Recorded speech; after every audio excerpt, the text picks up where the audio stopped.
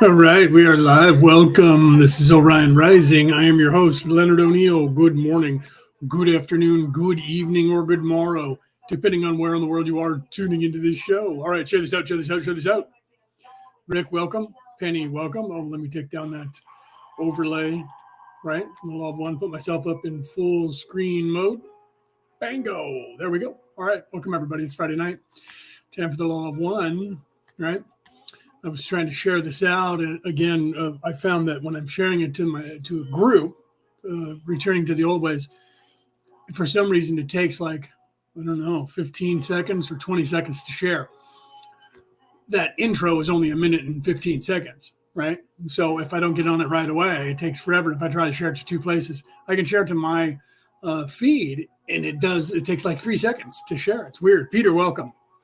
Right. So it's weird that it takes forever going to a group to share it, but it doesn't to go to my feed. Whatever. It's just the way it is.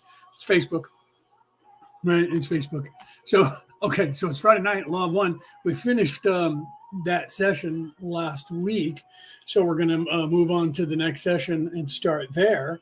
But before we do that, I wanted to, Denise, welcome. I'll do it again later too, because right now, there's only a few of you in the audience, but share this out. But I wanted to announce that this week I got my manuscript back from the editors and went over all the editing and approved the editing, made the changes that were necessary and approved the editing and sent it back. So now, once the editors get that, then it'll go to the next phase, which is designing the covers inside out, front and back.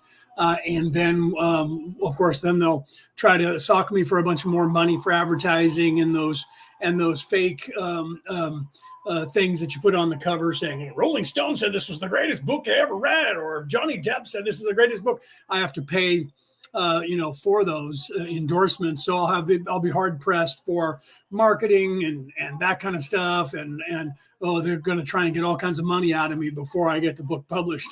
That's what they do.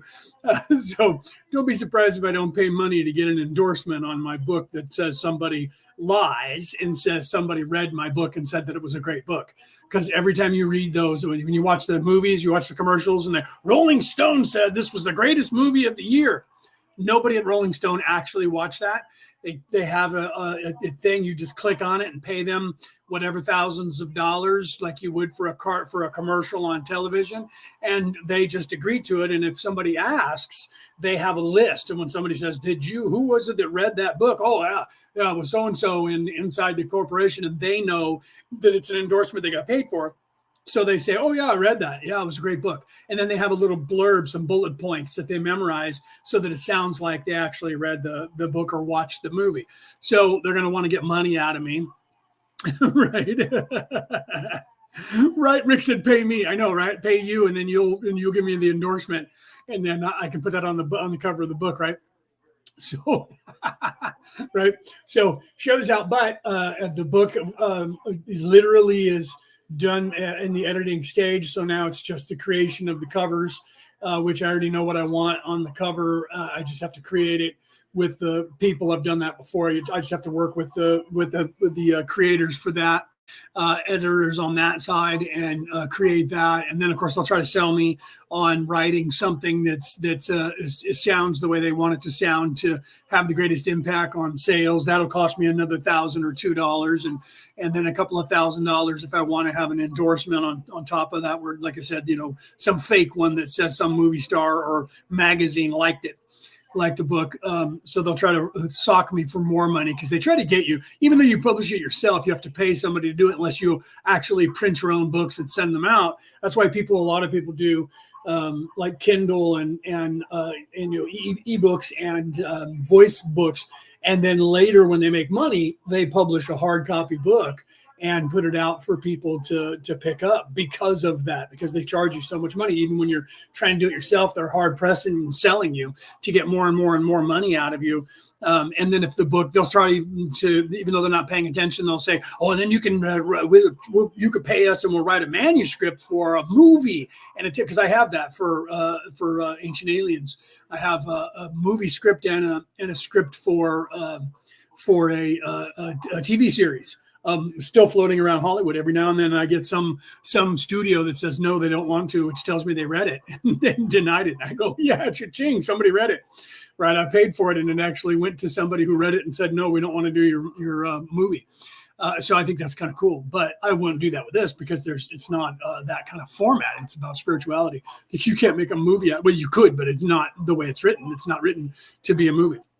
Okay, so it is moving into the next phase. So probably in the next 90 days or so, hopefully, if it goes right, in about 90 days or maybe a little bit further out. So it should be. This is middle of it's the middle of April. So May, June, July, somewhere July, August, September, the book should be coming out. Unless something crazy happens. So that'll be cool. I'll keep you guys updated, let you guys know what's going on there. Right. So Anna, welcome. If you're out there in the crowd and you don't say hello to me, I don't know you're in there in the chat. I just see numbers. So I don't know who's actually here. Okay. And if you're listening around the world on the MP3 broadcast, you can't get into the chat here. And if you're on Twitter, you can say things there, which I will watch after because I don't monitor that while I'm live, even though I'm live there right now on Twitter. If you say something in there, I will read it afterwards. I can't actually answer any of your guys' questions live on air because that doesn't filter into the StreamYard chat, which is what I use to do the show. But if you're on YouTube or if you're on Facebook, then I can do that. Okay. So Cassie, welcome. So so it's gone into the next phase, guys. I'm very excited about that. Editing is complete unless there's something I missed and they send me back something saying, wait, we need your permission for this because you didn't approve it. All right. So unless there's something there, then it's creating the book covers inside, outside for hardcover, soft cover, front, back.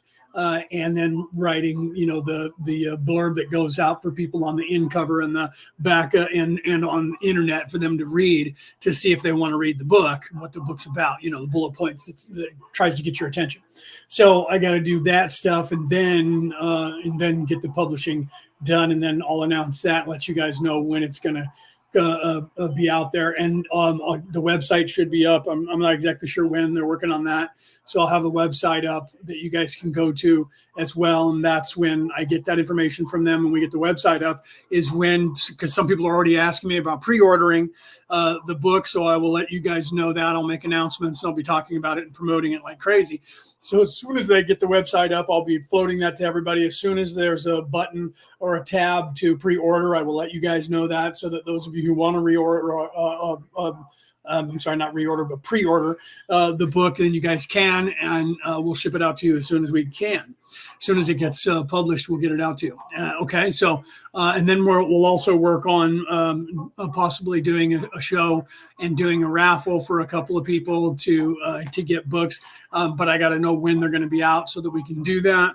So once I get that from the publisher, we'll coordinate all that with you guys and let you guys know what's going on with all the details once we get closer. Okay. So we finished that session that we were working on, and I have the next session primed and ready to go so we can get that going. And I'm going to try and keep an eye on the chat. But, for you guys to see my eyes, I got to make sure that I don't have this on because that just gets the glare from the computer on my eyes. And unless I sit at the right angle, you guys can't see my actual eyes. And they do that on purpose because I want people to see, because the eyes are the window to the soul. And so if I'm wearing glasses, it's like wearing sunglasses. Why don't you just wear sunglasses so you can't see my eyes? I do that on purpose. That's like, it bothers me when there's people who channel and they keep their eyes closed the entire time. When they're doing that, I've seen people in channeling people in real life, and it's far more authentic when they don't, because anybody who has any kind of perception can look into the eyes and realize there's a different soul there speaking now. So when I see people that are channeling and they're keeping their eyes closed constantly, I will listen for the nuances and see the body language to see, but why would the person who's channeling want to keep their eyes closed the entire time? So I have a hard time with that, but I have to listen to what people are saying to find out if I agree with whether or not they're legit, or I have to look psychically at them to find that out. But the average folk can't do that. The average person who doesn't develop those skills can't do that. So seeing a person's eyes will allow you to see them in a trance, see that there's someone else in there. You see the difference, whether you're aware of it or not.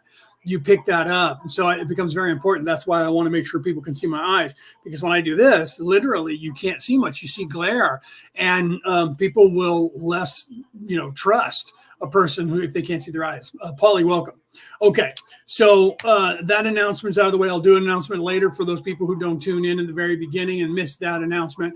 I'll do that about halfway through, and then I'll do it at the end, just depending on when people are in and out, and whether that way I cover pretty much the basis. And I'll have it posted on my page as well. They have website and all that once we get that up, and then, like I said, the book, once that comes out, that'll be up. So if you're following me already on any platform, you're going to know that my book is about to come out in the next 90 days or so. Okay, Reese, welcome, brother.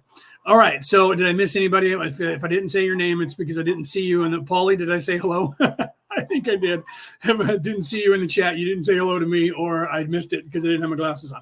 So I'll try to sit back like this a little bit while I'm talking so I can look at the chat to see the words, because when I do that, this eye is pretty much clear. This one's blurry, but this one's clear. I have weird vision to where one eye sees a distance really well and the other one doesn't anymore, but that eye that doesn't see distance really well sees really good up close and the other eye doesn't. It's bizarre. And then, of course, I need reading glasses because I've been a reader my entire life. I used to win awards when I was a kid in the second, third, fourth, fifth grade. I was winning awards for reading a ton of books. One year, I think it was my fifth or sixth grade year, I read more books in a single year than anyone else in the entire school that I went to. So they gave me a bookworm award. I got to get up in front of the class. And of course, I was a nerd, and everybody was laughing at me because I was a nerd because I read so many books. And where are they now, right? Where are they now? I tell people, learn to read, man. That's where it's at, right? Right? Yeah. No. Yeah. Rick said, yeah. You have to work out the logistics, right? And then you have to do that too, right? That's what he's talking about, Rick. You have to work out the logistics because you're going to have to move, because Rick is going to be working at Uluru in Australia, which is pretty badass. That's the navel. The red yellow ray chakra of the earth is Uluru in Australia.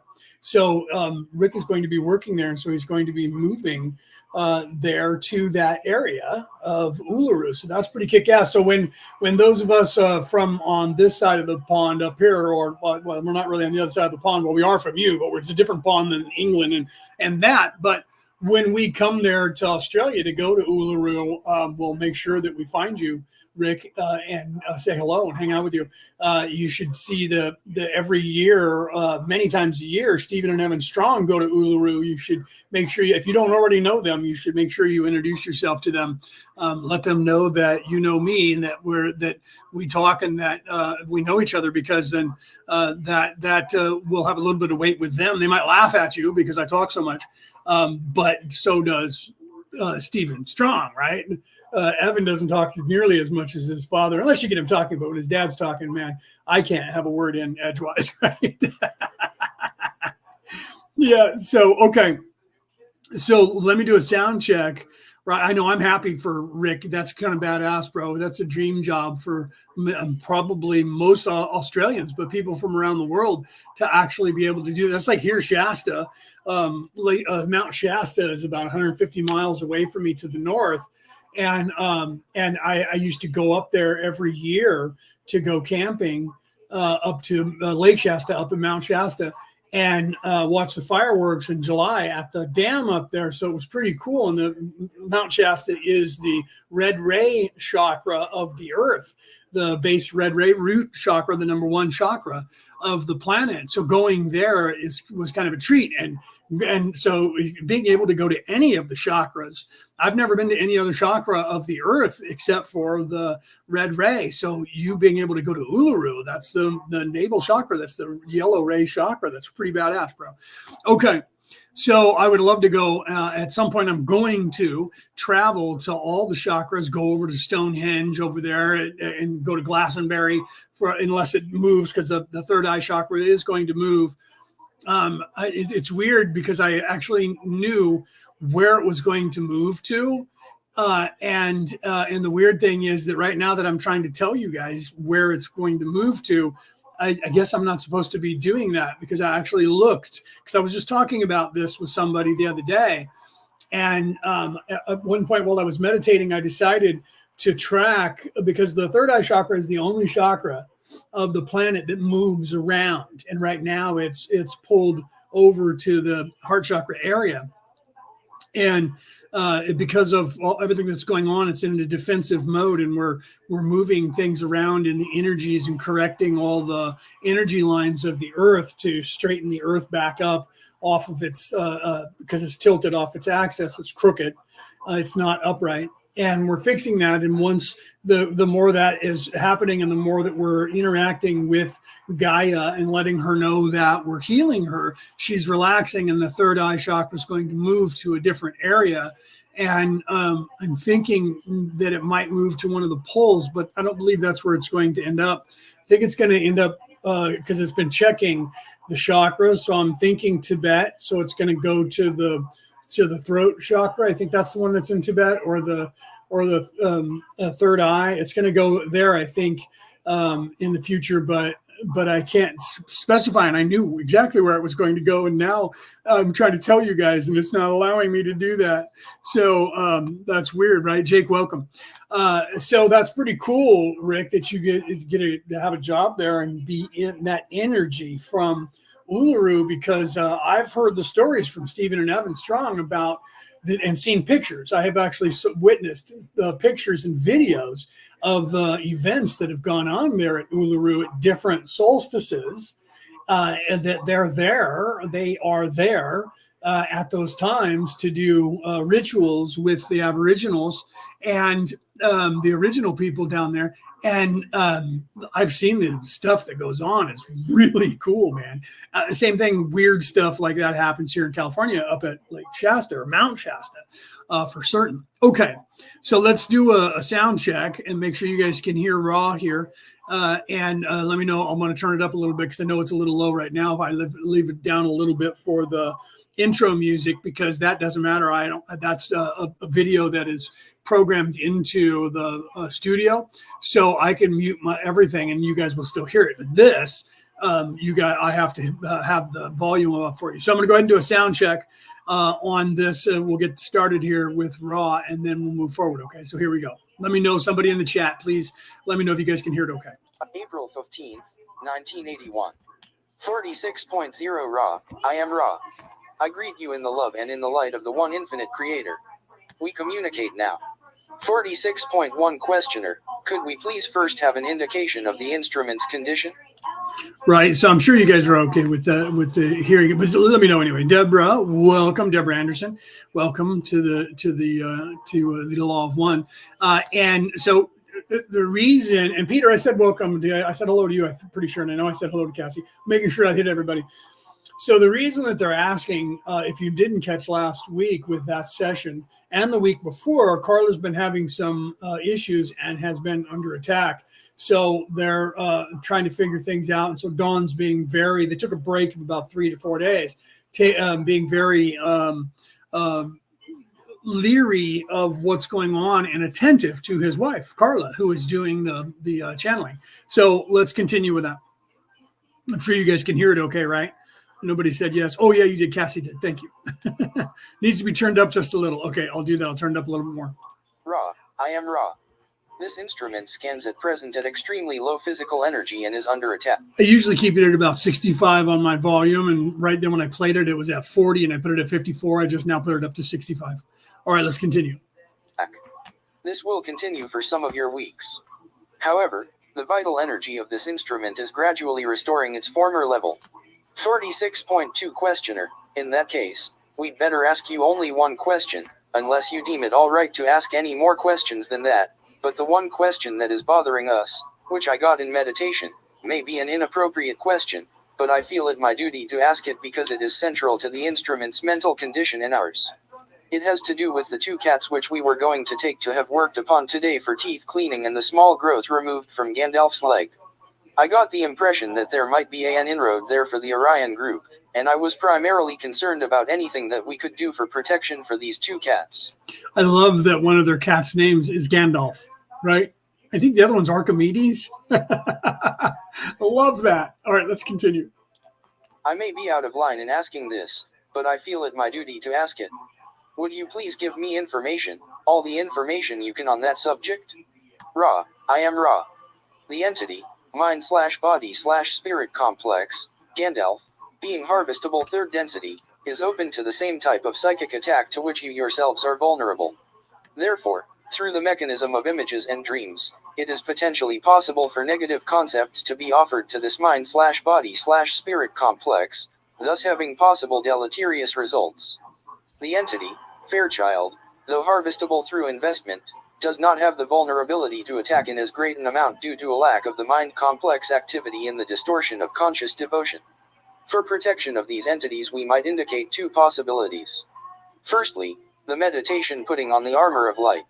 Secondly, it looks like I was wrong. I think he just said that the other cat was Fairchild, and I don't know why I thought it was Archimedes. I thought they said it was Archimedes at one point. Still, I love that one's Gandalf. All right, let's continue. Repetition of short ritual sentences known to this instrument from the establishment which distorts spiritual oneness for this instrument.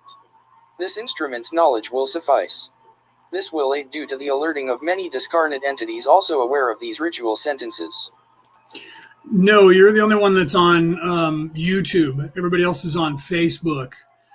So Kine is asking, am I the only one that's here? I think you're the only one that's on YouTube, but I'm not even monitoring over on YouTube. So it might just be you on YouTube by yourself, but there's a bunch of other people that are over on Facebook that are in, and then there's some people on Twitter as well. So, but I'm not monitoring. I don't have monitors up to monitor. I try to put the feed into one chat so that I can see what's going on and people can answer the question. So you're not alone. There's other people, but you probably can't read what they're saying because you're on YouTube. And when you punch in anything in the chat, you only get responses there. So people can't see you over on Facebook either. I'm the only one that can see both. So if you're saying anything, so you can either go to Facebook and hop in there, or just know that everybody else. That's just like sometimes on Facebook when I share the video out it's supposed to all filter into StreamYard in my studio so I can see all the chats, and sometimes it doesn't do that, and people are asking questions and I can't answer them because I don't even know they're talking. That's what goes on with Twitter right now. If somebody said something on Twitter after the show, I'll check Twitter and answer those people, but for some reason the live chat doesn't come into here. That's up to you, right? You can go over to Facebook because you'll be able to see what other people are saying if you're on Facebook and Messenger, or on Facebook on my page, or on Orion Rising, the page there. You'll be able to see what everybody's saying, right? So you'll be able to. That's up to you. You'll be able to see other, join in the conversation that other people have while they're talking instead of being over there by yourself. That's up to you, though. Okay. Let's continue, but you'll hear me answering them, live, but you won't be able to see what people are saying or asking. Okay, so Jake, welcome. Right? Oh, I already said welcome to you, didn't I? Sorry. All right, let's continue. The meditation is appropriate at the time of the activity on behalf of these entities.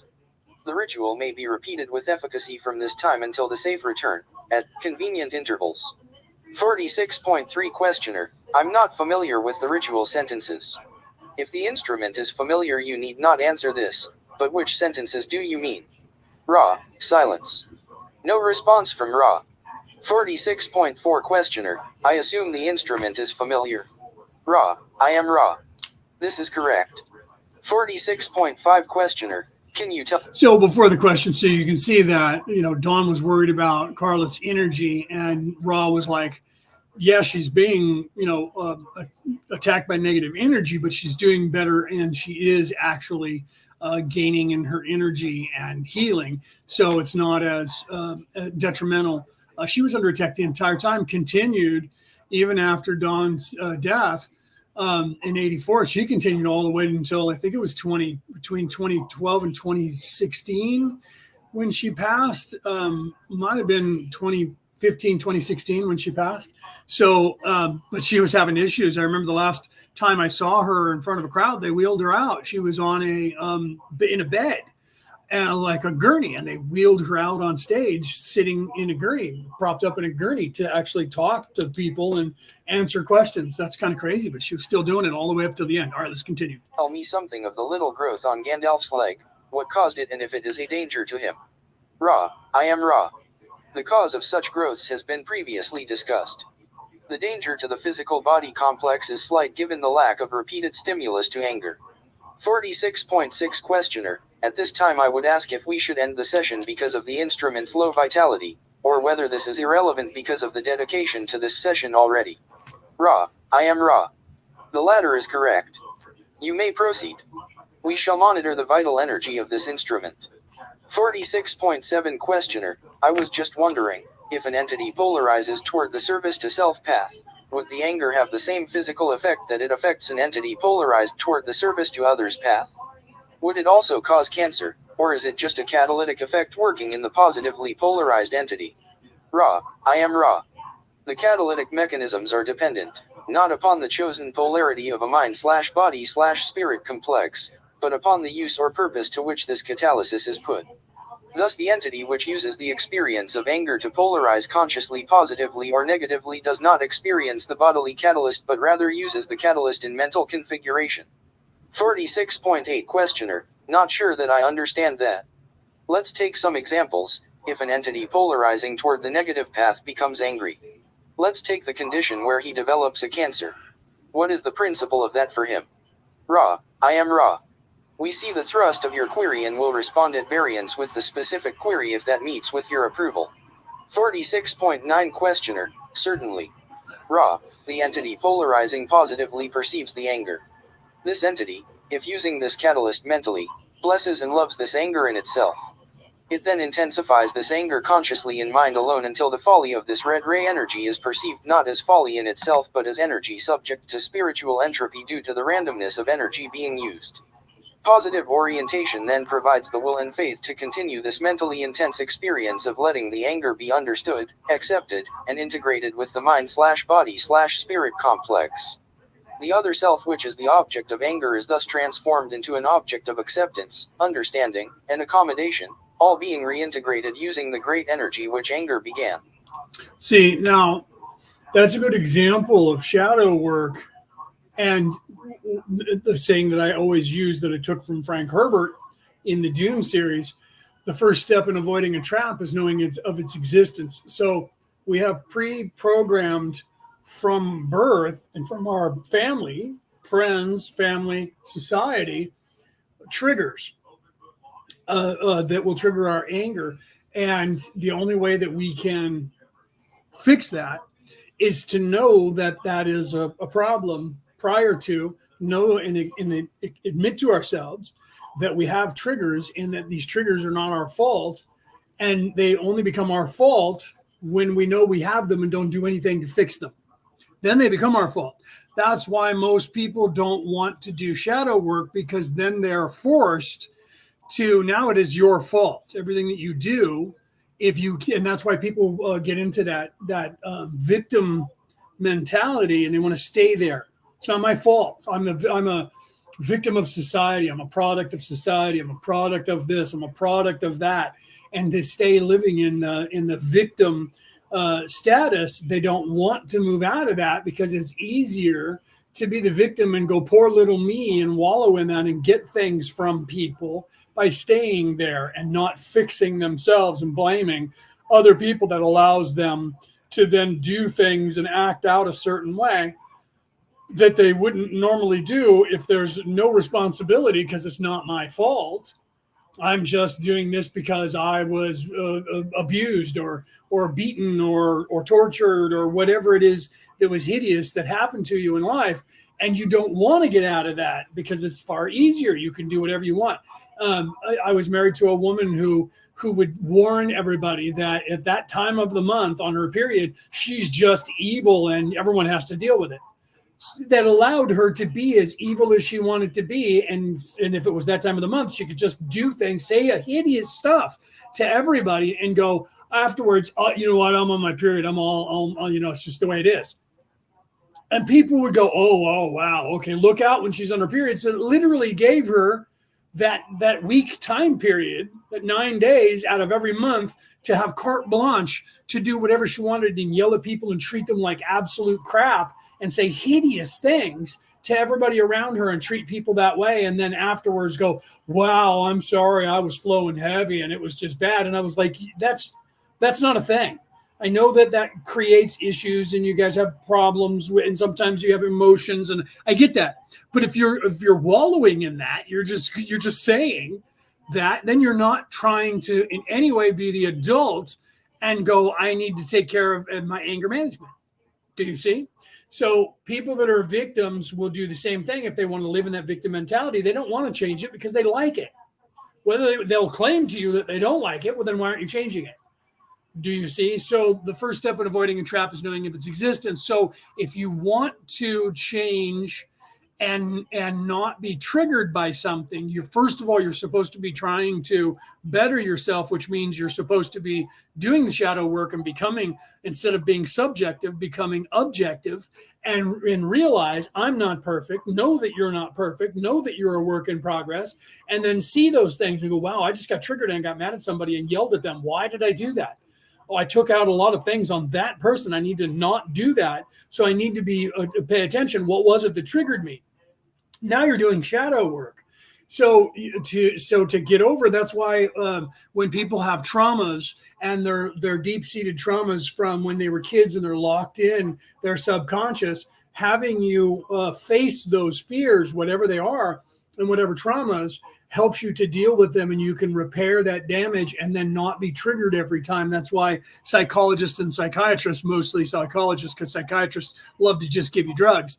But anybody who's trying to actually help you to help yourself will have you face these things in a setting that, and just like with hypnotism and people doing regression, well, you have to preface what the person is going to see before you regress them, that they're okay and that they're safe, because otherwise all the emotions of the body are going to come up, because the body records things as now. So all the emotion that happened, fear, anger, aggression, whatever, sadness, happiness, whatever is attached to a memory is going to be exactly the same volume that it was, the same emotions that it was when it was recorded, because it's recording, not you have to say, I don't want to feel these emotions and dim those down. So you have to have that being told to you to help you do that, so that you can then face it, not react the same way you would when it was the trauma that happened, or the anger in this case when you're getting triggered, and then realize this is why I got mad, because you're witnessing the trigger, and I realize that, and I need to deprogram that out of my psyche. This is what that whole series that was called The Secret back in the 90s was about. Was about getting the negative energy and negative memories and negative programming out of your subconscious and superconscious, and reprogramming yourself with positive. See, so it's funny that the two, if you guys are in the chat for Law of One on Messenger, literally, I think it was it Penny that posted one, and I know Rick posted the other. Those two videos that were posted actually are pertaining to what we're talking about, especially the one that Rick posted, but the other one as well. You'll see as we go. The other one as well. It's funny that you guys posted those videos today, because here we are discussing that. A lot of people don't realize the serendipitousness of the Law of One. Like everything else, you open up the Bible to any passage and you read it, and when you do, you'll realize it has something to do with you that day. The same thing with the Law of One, and people go, isn't that weird that the Law of One seems to know what we're going to talk about? Yes, it's really bizarre that way. It's part of the programming that's in the universe. So literally your focus determines your reality. So if you're not figuring out your triggers, you're not going to change yourself in any way. Okay. So you have to deprogram. That's why I always take from Marie Osmond. Her mother said to her, and I saw this when she was talking about it. I didn't see her mother say this, but I saw an interview with her when she said, my mother said this to me, and her mother said, we spend the second half of our lives repairing all the damage they did to us in the first half. And that's the truth. At some point in your life, you make the conscious choice to want to heal and better yourself, or you don't, and you just stay that way for the entire lifetime. It depends on where you are in your development, whether you're first, second, third, fourth life into your ascension.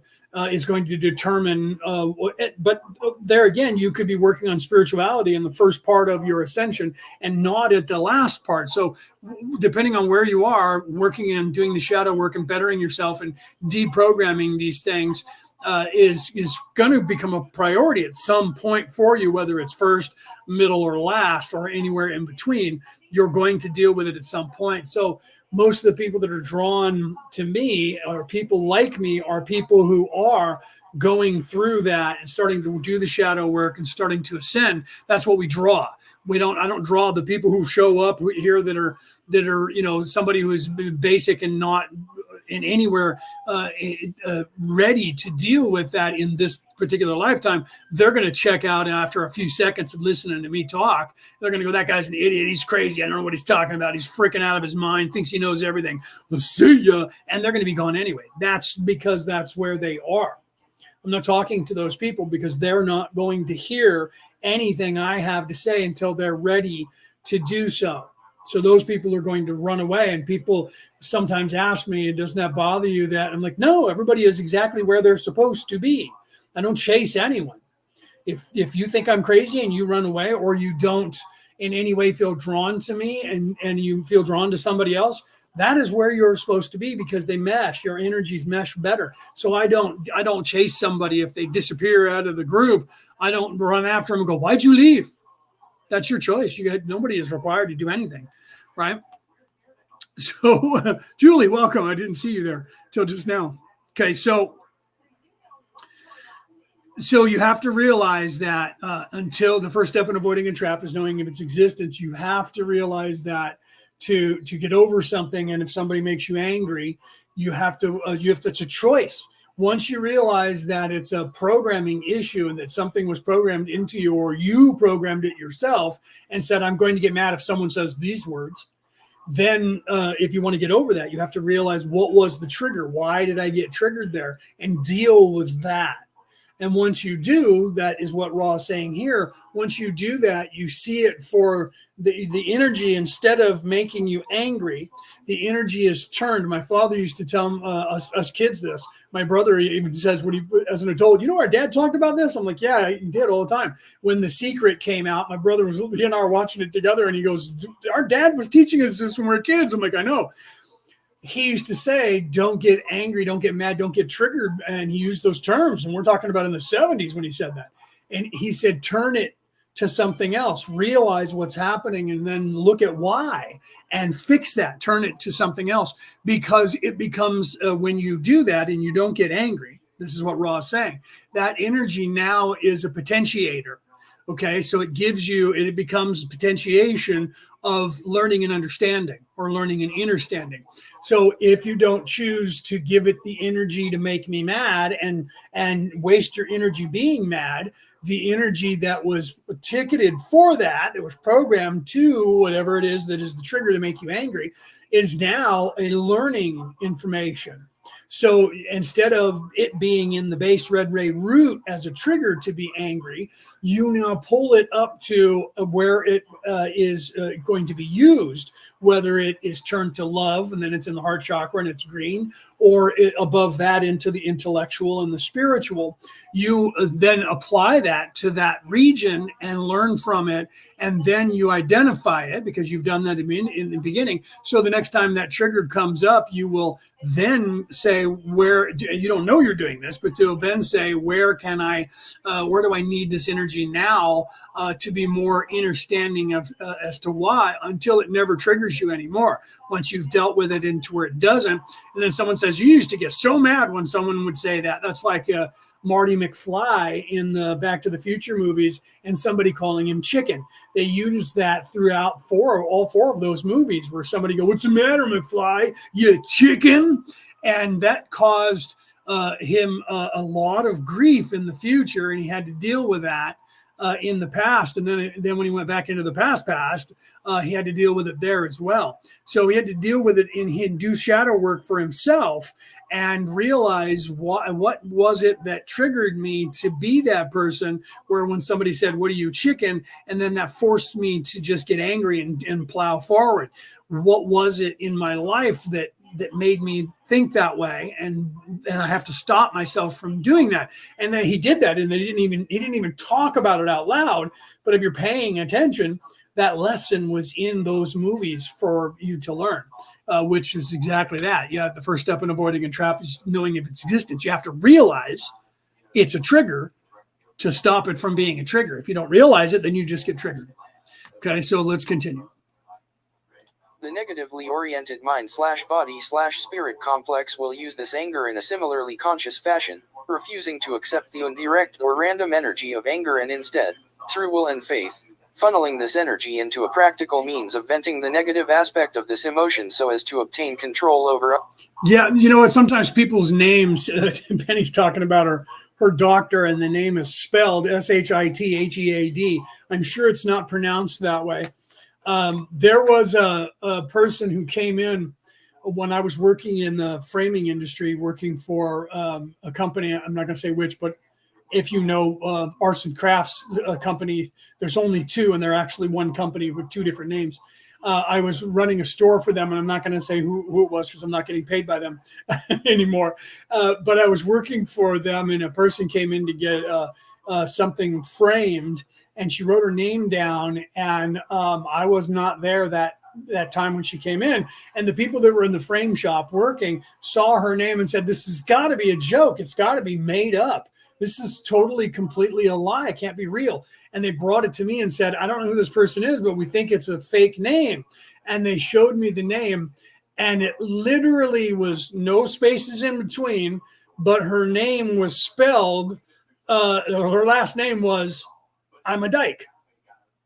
Literally spelled out, "I'm a dyke."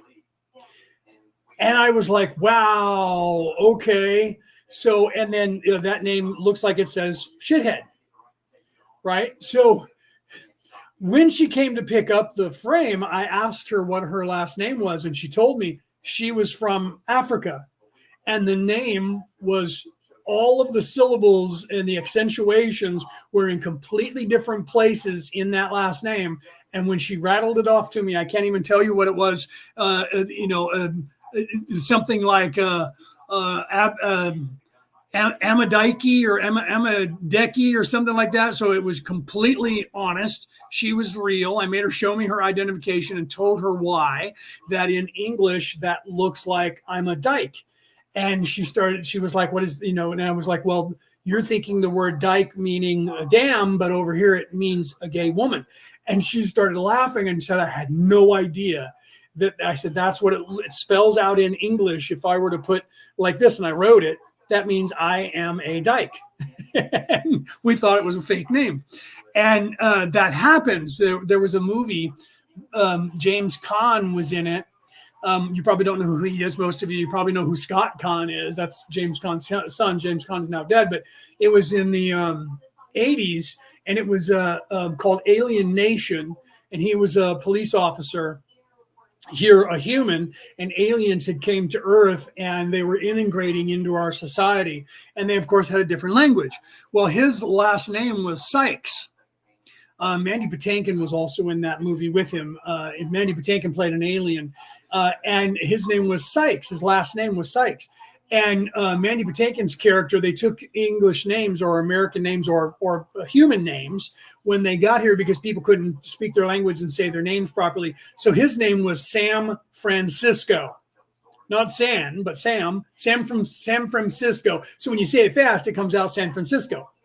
So Sykes was giving him a bad time about his name. San Francisco, really? You couldn't come up with something better? And they went to go investigate this murder, and they had to go and talk to this stripper who was an alien as well. And when Mandy Patinkin introduced his partner, she laughed and said, "Does he know that his name means," and she said something in their alien language. And Sykes looked at San Francisco and said, what is she saying? And he says, well, she's reminding me that your name in our language, your name Sykes, sounds exactly like our words Sykes. And he said, so, and he goes, well, that means excrement and cranium. He looks at him and he says, my name in your language means shithead. And he said, yes. And he says, and you never thought to point that out to me? And he says, no, you were having too much fun with my name, San Francisco. I figured it wouldn't be. And he was like, okay. So he never gave him a hard time again about San Francisco because he realized that his name, Sykes, sounded just like Sykes in his language, and that meant shithead. Isn't that funny? So that was a great joke in the movie that they showed, the prejudice of one person laughing because his name was San Francisco, and him the whole time not making fun of him when his name in their language meant shithead. That's hilarious right there. Okay, let's continue. So you have to deprogram. You have to, first step in avoiding a trap is knowing of its existence. You have to realize that you have triggers. We all do. And beyond that, we're just talking about triggers here because he's talking about anger. But beyond triggers that do these things emotionally that trigger us to, Donald Trump. Some of you out there just now got mad at me for saying that name. Joe Biden, another part of you got mad at me for saying that name, right? So these things are programmed by the news, television, other people, the whole society does that. And, women with the C word, they program their young. As soon as they understand words or they hear that word the first time, they program the child to react a certain way. Same thing with men, being called different things. So we do that. And then we have to, at some point, fix it. Or we just become our dad or our mom. And we have this loop that just continues with hate and prejudice and malice and violence and carnage and rape and war. So we have to, it becomes our necessity and our responsibility to change these things individually. Each one of us individually have to decide when we're done with it and we don't want to do that anymore. My father, his father was very abusive. My father's father was very abusive. He should have wore that hat or T-shirt that said, instant asshole, just out alcohol, because as soon as he was an alcoholic and when he drank, he got mean and would beat everybody up. He would come home and everybody knew the beatings will now commence. And all of the kids, 3 brothers and an oldest daughter, they all were running away from home as fast as they could in their teenage years, living with grandma and cousins to stay away from their father. All the boys joined the Second World War and got into the military to get away from dad. They'd rather go fight a war than to get beat up over and over by their father. That's scary. So they all were running away. My father, because of that, had a temper, but was aware of it and tried to make sure that he didn't do that with all of us kids because of that. But if he got mad, you were in trouble because he would revert back to being like his father.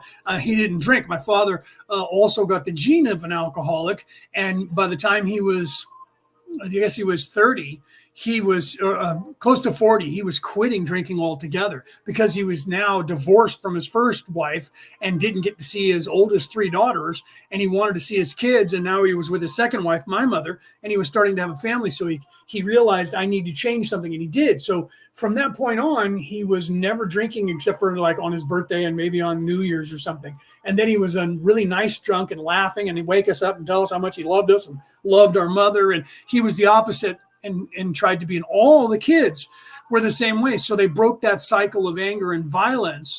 But we all my whole family are a bunch of alcoholics. I'm an alcoholic. I'm recovering.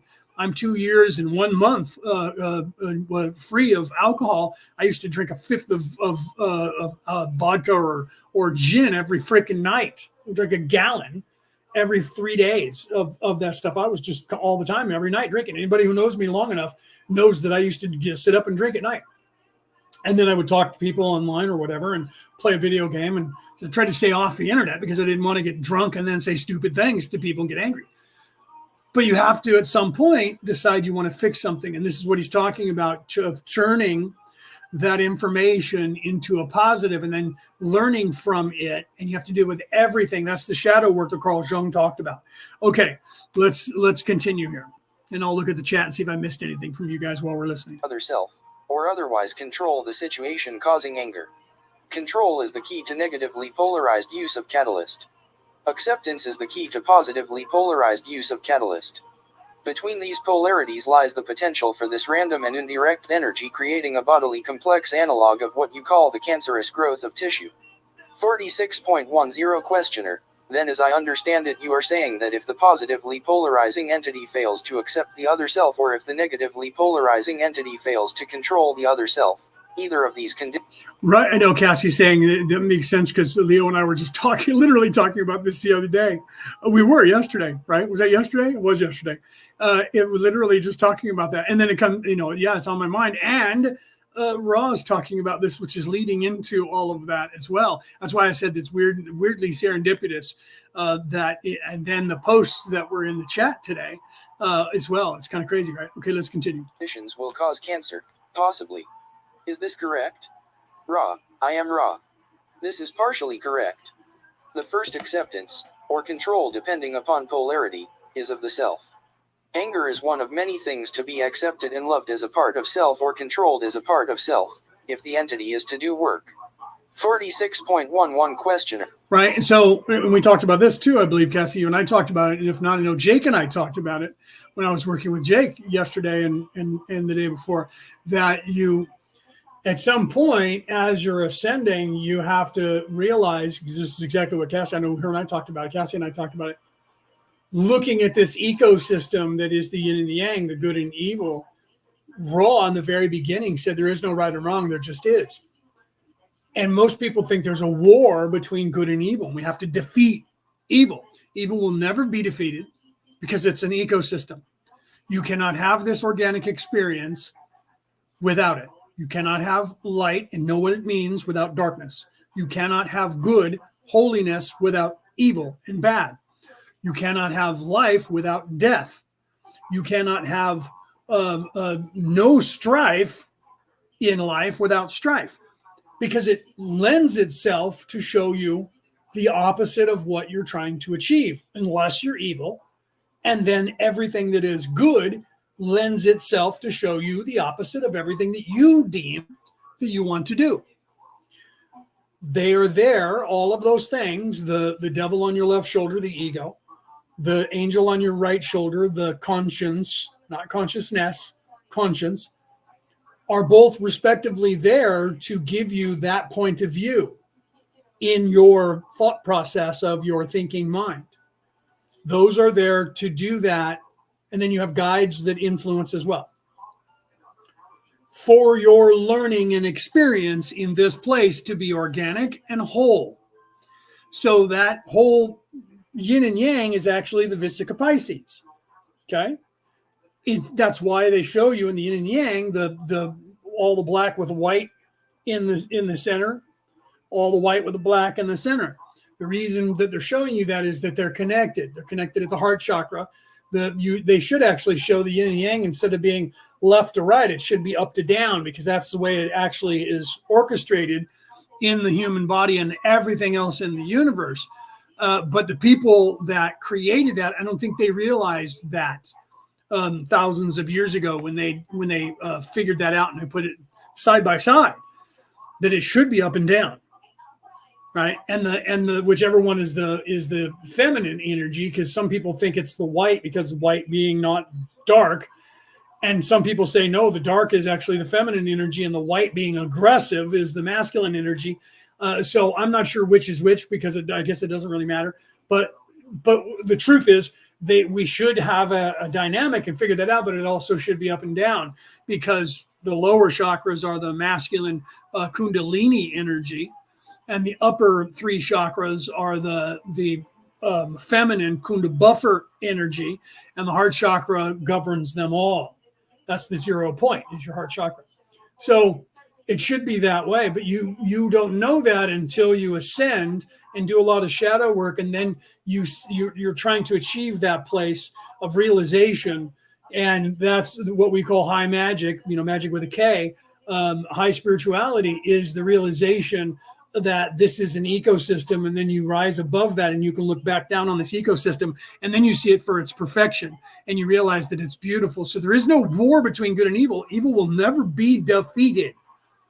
Evil people will be defeated, but the darkness, the evil, and all of that, it is necessary for throughout all of the multiverses for this to happen until the creator of the universe, till all of us collectively wear this out and come up with every version possible for every scenario possible. And we realize that there is nothing new, then we'll come up with some other new idea. But until then, everything you can imagine is real and is happening. And I love that guy was talking about that in that video that Rick posted a little while ago, about an hour and a half ago when he posted it. Okay, let's continue here. Then are you saying that if a negatively polarized or polarizing entity is unable to control his own anger or unable to control himself in anger, that he may cause cancer? Is this correct? Yes. Ra, I am Ra. This is quite correct. The negative polarization contains a great requirement for control and repression. I'm going to rewind that so you can hear that again. The question is, if somebody is negative polarity or giving into anger, violence, and hate, does that have a possibility of causing cancer? And the answer is yes.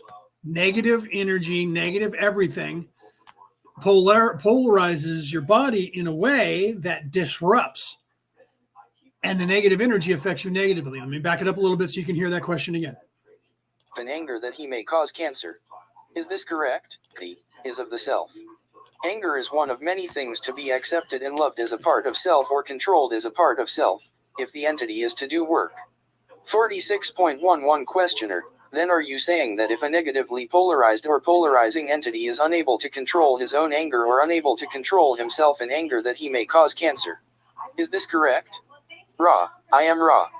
This is quite correct. The negative polarization contains a great requirement for control and repression. 46.12 Questioner. A repression of what? Ra, I am Ra. Any mind complex distortion which you may call emotional, which is of itself disorganized, needs, in order to be useful to the negatively oriented entity, to be repressed and then brought to the surface in an organized use. Thus you may find, for instance, negatively polarized entities controlling and repressing such basic bodily complex needs as the sexual desire, in order that in the practice thereof the will may be used to enforce itself upon the other self with greater efficiency when the sexual behavior is allowed. This is why negative people are more aggressive that way sexually. Okay, and I was learning this when I was younger, and I'm studying people online, and I'm like watching. And I noticed, why is it that all of these guys, did they go to the same school? They're doing the exact same things to these women, right? Almost in a row, almost at a certain time. And I started clinically, like a scientist, watching that. And I'm like, do they go to a school of this is how you dominate a woman in sex? And then I watched women doing the same thing, dominatrix towards men. And there is a progression of what they go through and what they do and how they do it. And I'm like, how do they all know this? Is there schools they go to and then, oh, okay, well, you're going to be a porn star and well, you have to do it this way or that way. Or is this something that they gain from the universe? And I realized that I think it's a little bit of both. But I think mostly this is what is gained on the negative side. So and people are like, you need to write that stuff down in a book. That's a scary proposition to write those things down, because first of all, if I wrote that in a book, it would be banned from a lot of places because nobody wants that talking about sexual domination in libraries. But I am going to address in my next book that concept of what most people don't realize is that the common knowledge that everyone gains on the ascension side, on the side of being in service to others, is universal. And I teach that already, and most people are aware of that. The opposite is also true. The information that you gain on the negative side, being in service to self, is universal for them. Okay. The heart chakra governs the lower three. The heart chakra governs the upper three. We have access to the all of the enlightenment of above in the positive side, and you lose access to the negative side when you stop living in the lane negative. Exactly the same way, they live in the lower three chakra from the heart down in service to self. They don't have access to the upper three chakras. The minimum, you also have minimum access to the lower three chakras. So as you move into being more spiritual, that becomes, the lower chakras become more foreign to you because they become further back in the background of your personality. The same is for them. People don't realize that. And I remember dealing with people who have had traumas in their lives, being raped and things like that. And they would always say, I need to understand, not everyone, because some people have that need. I need to understand why that man did that to me. Why did he do that? Why did he kill my sister? Why did he rape my mother? Why did that man murder my brother? And what they don't get, and which is really hard for people to actually get, is that the answer is because they could, because they can. There is no other answer. There might be something that someone, well, a dog told me to, Satan told me to, the devil told me to. And that's ego. No matter what, that's ego. Okay. So most of the time they do it because they get off on doing it. They can get away with it. That turns them on.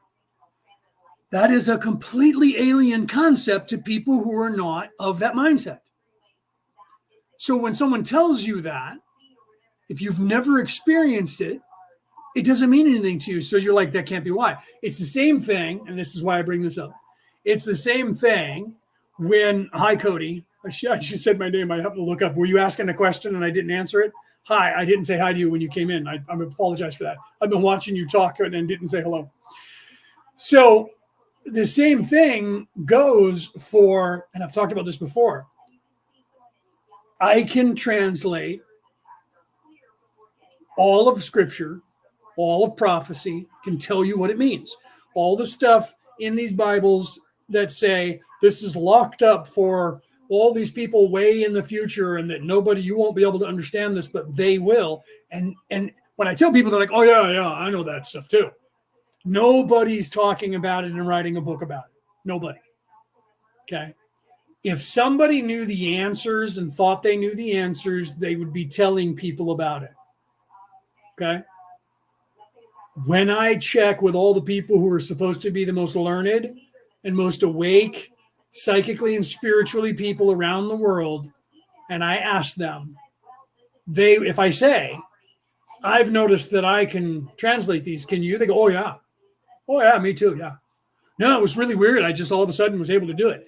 You don't hear them saying, oh my God, I was able to figure that stuff out on their own.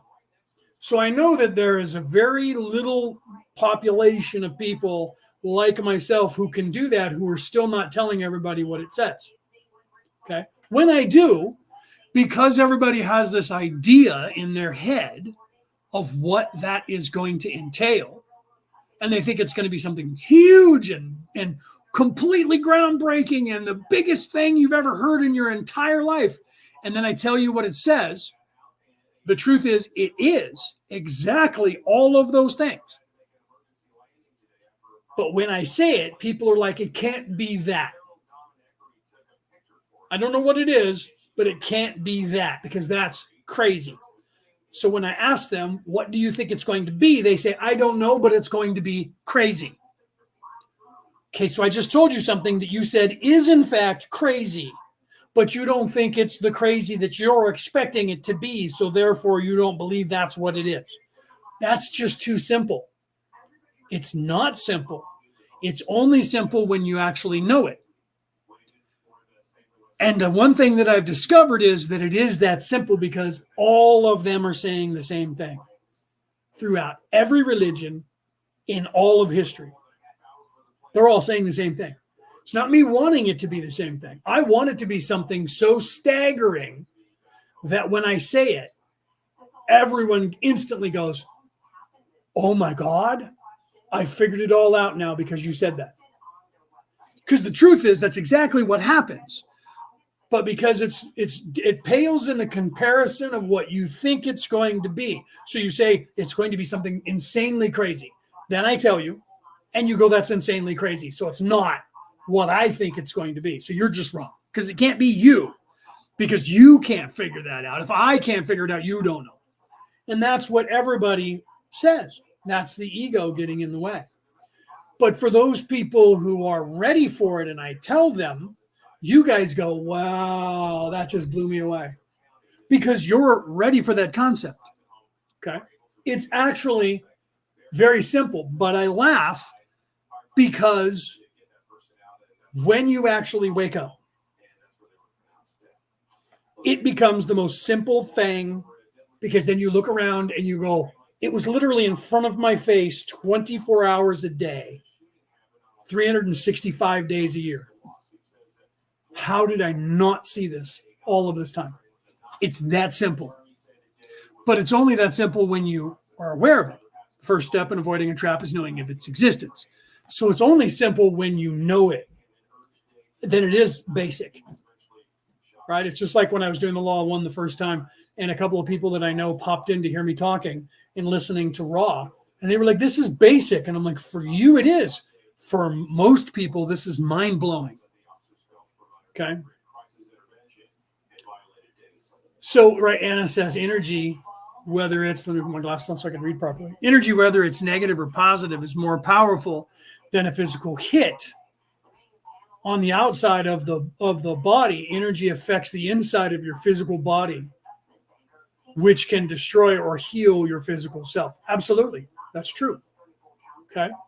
So literally, whether you're good or evil, and whether your disposition in life is going to determine how healthy or unhealthy you are. Okay. And that's the truth of that. It sucks when you realize it, when you look at people in your family and you go, wow, so-and-so that I know, or my mom or my dad, you know, they were evil, cantankerous, nasty, mean, yelling at everybody all the time, and they died early of disease. But then there was somebody else that I know that was very positive, but they also died early. So what was the deal? Well, was there something in their life? Like my father. My father died. He was 68 years old or 69 years old when he died. He had a heart attack. And when he was in the hospital, they gave him Coumadin, which was an experimental drug back then. And they gave him too much, and he ended up having a blood clot that was in one of his arteries break loose and went to his brain. He died of a brain aneurysm.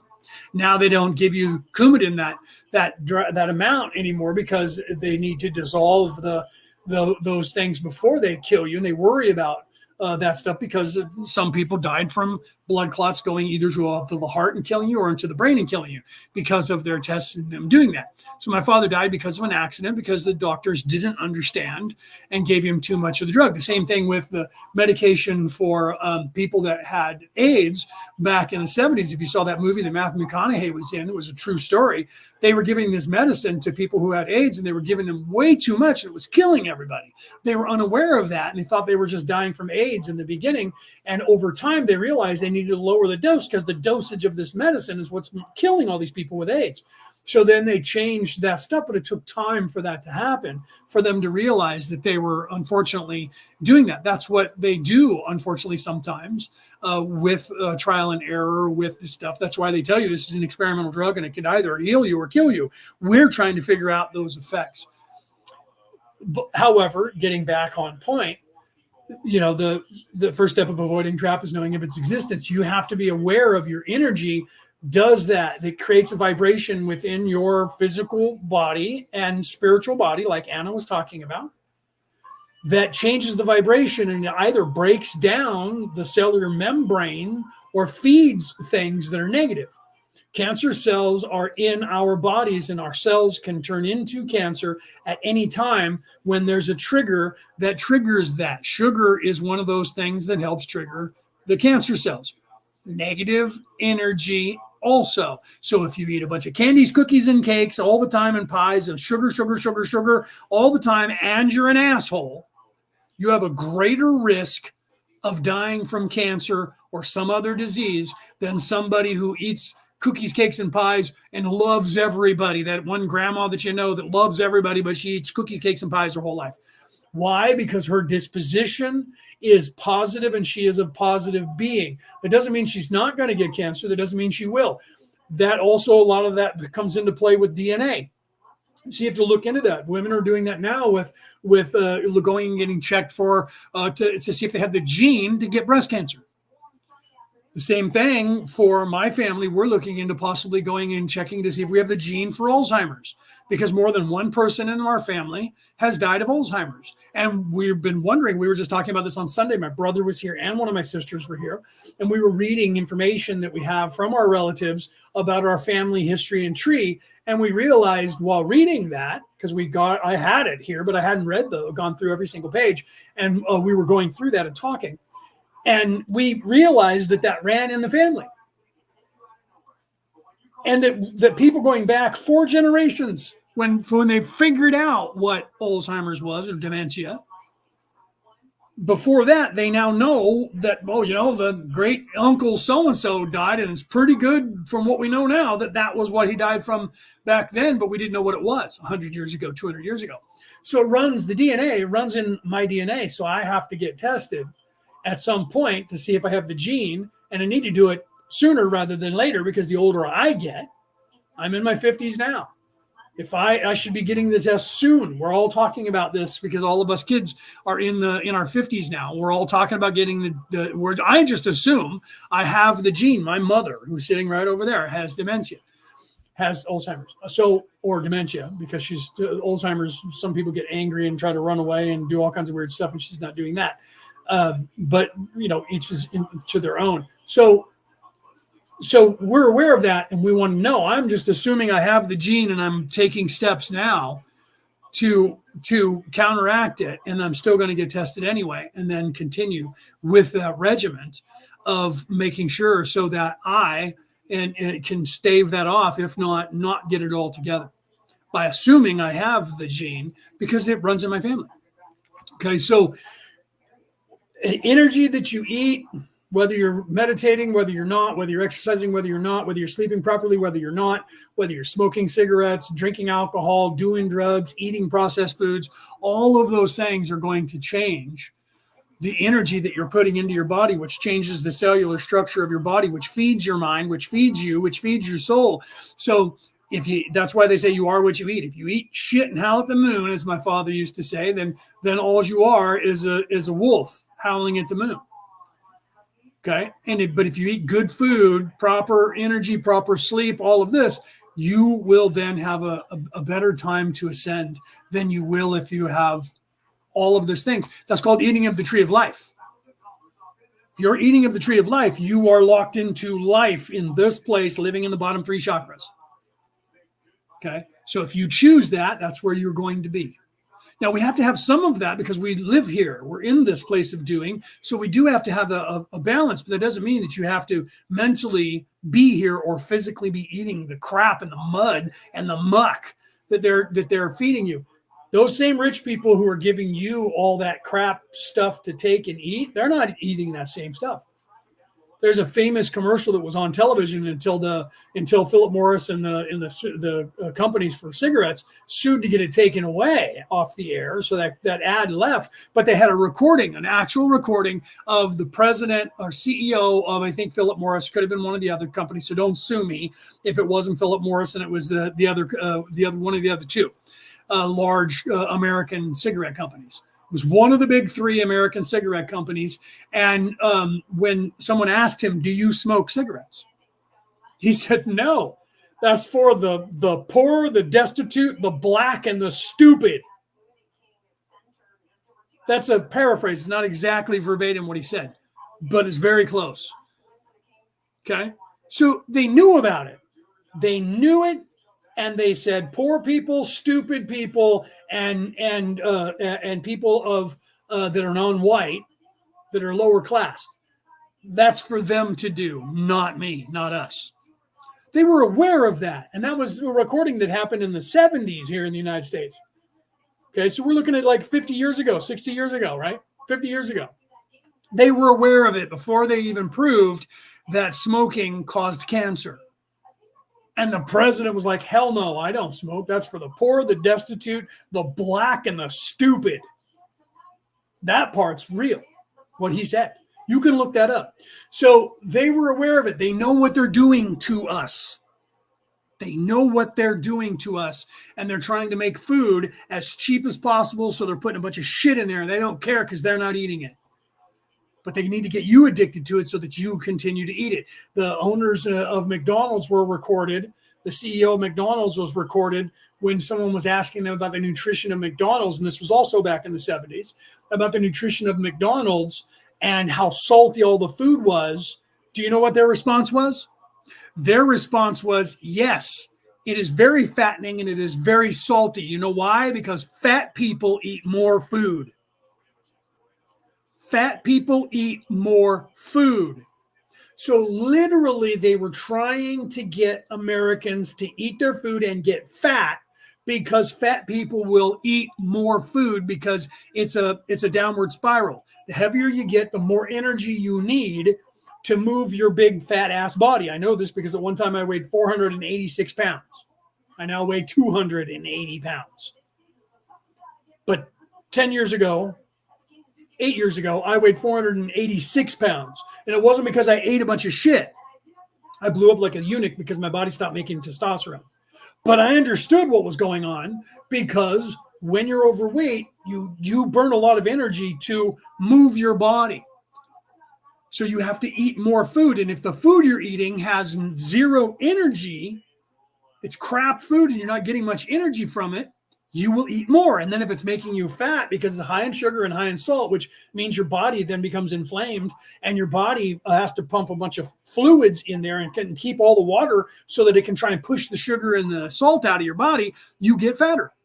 And if it's designed to make you hold on to fat, which is what happens when you start doing that, then it's a downward spiral. You'll continue to get fatter. And a guy did a study on this. You can see the documentary that he filmed called Supersize Me or Supersized. I don't remember if it was Supersize Me or Supersized. They had to stop him from filming it because he was killing himself, and they were aware of it because they had doctors testing him every day, and they were like, "You need to stop. You're going to die." He ate only McDonald's food and said he was going to continue doing it for like an entire year. And they had to stop him because he almost died from just eating that food. That's how horrible fast food is for you, especially American food. If you're not an American, you may not realize it, but if you're a Western European, if your country, wherever you are, is a European country, Australia is a European country, even though there's Aborigines, your government is Western European style, and most of your population are ex-prisoners and descendants of prisoners, unless you move there afterwards, who were brought there by these Europeans. So if you live anywhere in Europe, Western, Northern, Southern, Eastern Europe, anywhere in the North American continent, a lot of you guys who are Latinos in the South American and Central American and have the same DNA, your governmental system is set up by the same people, and your food is the same shit food from around the world. If you have any American company that's a fast food company there in your country, you're eating the same shit unless your government is mandated otherwise. They know what they're doing to you. You're unaware of that. They're getting you addicted. There is very little nicotine in tobacco. They added more nicotine because it was a drug that got you addicted and you were chasing the high like crack of that cigarette. They added that to that. That's been proven.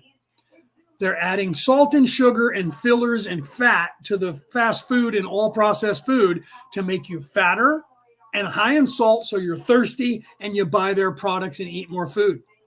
They were aware of that, and they've been doing it for decades, and it's just now rolling out to the world, and people are catching on to this, and they're like, are you aware that they're doing that? Some of us have known about it for 50 of our years. I'm 56. I've known about it since I was like 6 or 7 years old of age because it was coming out back in the 70s, and I pay attention to that stuff, and I have a long memory, like Long John Silver. I have a very good memory, and I remember hearing those things. I call that stuff fat food, not fast food, fat food. I call any processed food empty calorie processed food because you're not getting anything positive energy from that food. It is the lowest amount of energy possible with the highest amount of flavoring, and then they have to give you like some sort of flavor enhancer to make you think it tastes good and trick your brain because it tastes like shit, almost literally, but you don't know about it, or it tastes like cardboard. But then they put a flavor enhancer in there like MSG, monosodium glutamate, or something similar to that. Salt is one of those things. Sugar is one of those things. Chocolate is one of those things because of the euphoric effect. So they cover everything in chocolate here in the United States, or it has a bunch of sugar or salt or both or all of the above. Fillers, crap, all this stuff, MSG or flavors enhancers. There's other ones on the market.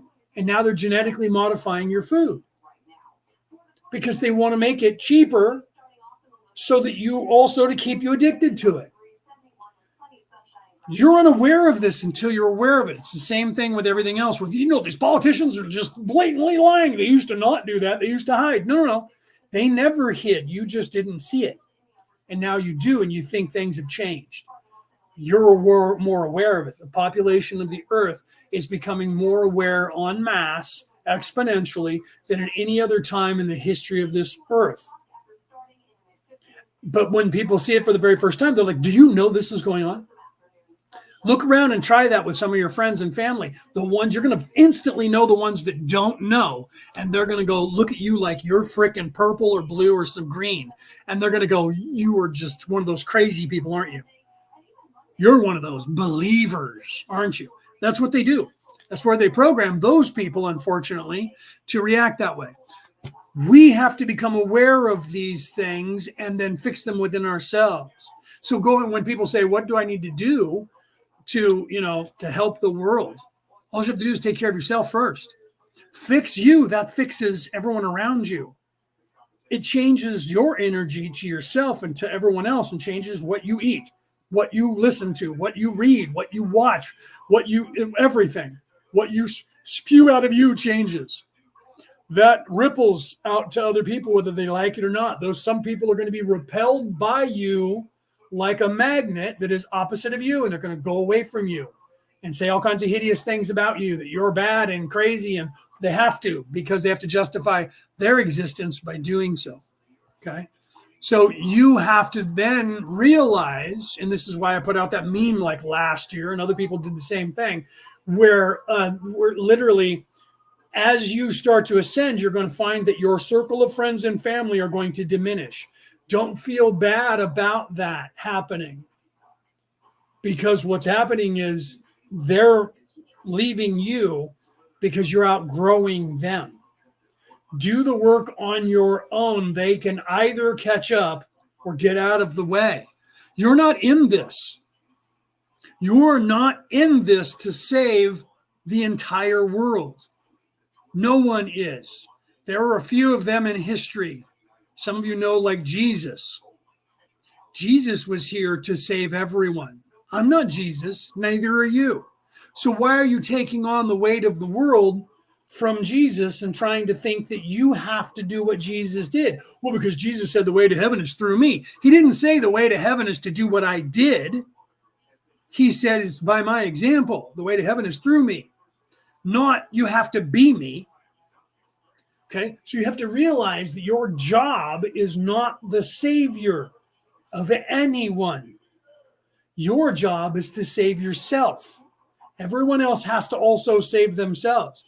The only thing you can do while saving yourself is try to assist everyone else to help them help themselves.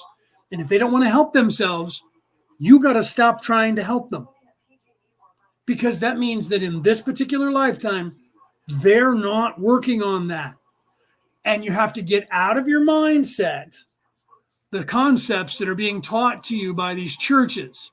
There is not one life, and you either go to heaven or for all of eternity go to this place called hell that you never get to get out of. So no one is going to be lost and never be found again. You have to realize that. You watch when my book comes out, I am going to take heat from the very churches who gave me religious titles in the past. I am going to get in this lifetime, I'm going to get backlash from them because I'm going to start talking about their bottom line because I'm doing it now. And if I get popular, you're going to see. That's just like when what's his name made the movie of The Passion of the Christ. Do you know how many people came out after them and said that Mel Gibson was evil for doing what he did because he was filming the New Testament? Because everybody's going to hate on the Jews and kill us all. He made it very specific that it was not all Jews. It was not the Hebrew religion, and it wasn't even all of the Pharisees. It was literally 15 men. That he showed that even other people in that organization, in that sect, were fighting against them, and those people were going to stone them to death and push them out and didn't allow them to have a say because certain people who were in service to self and he was cutting into their bottom line had to get him out of the way. And they still claimed that everyone in the world was going to go and try to kill Jewish people because when they saw this movie, which is not what happened. You can look that up. Because it was very specific about who it was that did that. A lot of people who were, Romans or Italian were also worried because the Romans were the ones who flogged him and tortured him and then crucified him. That people were going to go after the Italians and start killing. They were worried too. Then everybody saw the movie, and only evil people then continued to attack Mel Gibson for making the movie. People that didn't want him to succeed because they didn't want the message to actually get out there to people. Okay. So you have to realize these things to be true. You have to realize that the churches have been corrupted. Not everyone in the churches are corrupted. The message of the church is still there, but they're not teaching you how to ascend. So you have to be able to look into that Bible and see what people are really trying to say to you. If you don't read the Bible and you just go to church, when you go to church, I have the curriculum. I should every time I don't know that I'm going to talk about it, I should put it out here and have it sitting out on the I used to be in my desk. I would just pick it up because it was there next to me. The bookcase is next to my desk. I would grab it and show it to you. I have the Bible that has the curriculum in there. I know what they teach. Okay. And they don't teach anything about ascension. They teach you all of these things that if we didn't have any schools, because that's what they used to use the Bible for, was to teach you as if you're going to school, because there was no formal education around the world. So the education that you got came from the church itself. So they tried to teach you how to be nice people, good people, not evil people, and they're teaching children. If you read the Bible and you think it's a book for kids under the age of 11, you're absolutely correct. But then there's esoteric stuff there that is in there that you realize is in there and that you can't understand if you're 11 years of age or under, because it's written that way. The Bible is written so that people, wherever you are in your development spiritually, will be able to ascend. But if you stay in the bottom three chakras, you're only going to get those things in the Bible. And that's all they teach you in the churches, because they're teaching people and that are newly converted. Okay. You, as you start to ascend, will start ascending on your own. You won't need to have as much guidance as you do as a child. So they're focusing on where the people of the earth are, but they still don't teach any of the other stuff that they used to teach. That's been taken away. So they've been corrupted. So people like me are trying to do that around the world. There's millions of us around the world that are trying to do that. But we can't go within the church because we're stifled by the curriculum. And if you go against their plan, they call you some crazy person who is a heretic because you have this new age way of teaching people. And it's not the way we do it here. And it's not a good fit. And you'll end up being taken away. They do the same thing in any job. They do the same thing in education. There's a certain way we do things here. And if you deviate from that, we're going to get rid of you. On the internet, they try to stifle you from doing what I'm doing in there. Try to find ways of canceling you to stop you from doing this. Do you see? Okay, let's continue with Ra. But you have to become aware of this, and you have to do the shadow work, take care of yourself. And then because you take care of yourself, you're going to emulate that to other people, and it's going to be easier for you to help people, but you have to fix yourself. I literally just had this conversation with my brother as well, who's in a theological college right now. He and I just had this conversation on Sunday. All right, let's continue. 46.13 Questioner. Then the positively oriented entity, rather than attempting repression of emotion, would balance the emotion as stated in an earlier contact. Is this correct? Ra, I am Ra. This is correct. And let me pause. I apologize, Melissa. I didn't see you there. Melissa just came in and asked me a question. I put on my glasses and looked. So welcome, Melissa, first of all. I didn't see you there. And you asked, when is my book coming out? I announced it all day. Take this time right now to do it. An hour and a half ago when I started the show, I made the announcement that this week, I just got a few days ago, back from my publisher, the transcript, edited version of the transcript. And I spent many hours reading through that entire thing and approving edits, and then reading the copy without all the red lines and corrections to see how it flowed, to see if I wanted to make changes. I literally had two versions: the edited version that shows you all the edits, and then the final edited version without. And I just approved to go to print. So literally now it's going to go into the process of creating the covers, and then the blurbs on there, and then they're going to try and sell me on giving them more money to get endorsements and that kind of stuff for the book before we put it to print. And then it's going to go to print. So we're looking at probably 90 days, a minimum 60 to 90, and then maybe another month or two, depending on how much we tinker back and forth with what we want to put up there. But somewhere between July and September, my book should be coming out, and I'll give you guys updates, because the website will be going up as soon as we get into this production part. We'll start with the website, and I'll give you guys the website, and that way pre-ordering can go on. And I'm working on a deal with talking to Cassie. As a matter of fact, I'm working on because we're going to need to do the audio book at some point. So I was talking to Cassie, who does that. So if you guys end up listening to my audio book and find out that it's Cassie's voice, if you know her voice, it's because I will be hiring Cassie to do that for me, more than likely, because it's her work, and her and I being in the coalition together, it's smarter for me to help promote her than it is for me to go through my publisher and pay someone that I don't know. You know what I mean? But she's like, well, if you want to have an actor or a movie star, I wouldn't tell you not to do that. And I'm like, no, that's like $10,000 or some craziness, $20,000 to have an actor or a movie star do it. Screw that. I'm not paying. That's just like the same thing with, paying. And I always use Johnny Depp because I'm a fan of his as the example. I could pay money to have Johnny Depp on my book that says I read his book and it's great, but it would probably cost me thousands of dollars to get his approval on the book, and he'll never read the book. So it is coming out probably in the next 90 to 220 days, probably not that far out. But I'm just saying, because if I say, it'll be out in 60 days and it's not, people will get mad. So probably 90 days or a little bit more than that. So July, August, September, somewhere in those 3 month time period, but you'll hear about it because I'll be telling everybody about it. Okay. So yeah, it's called Melissa. It's called I love Johnny Depp too. He's a great actor. I love everything he's ever been in. Love all those movies. I really do. I even watch him on Instagram now. I used to watch him on TikTok when he's up on stage playing in his band.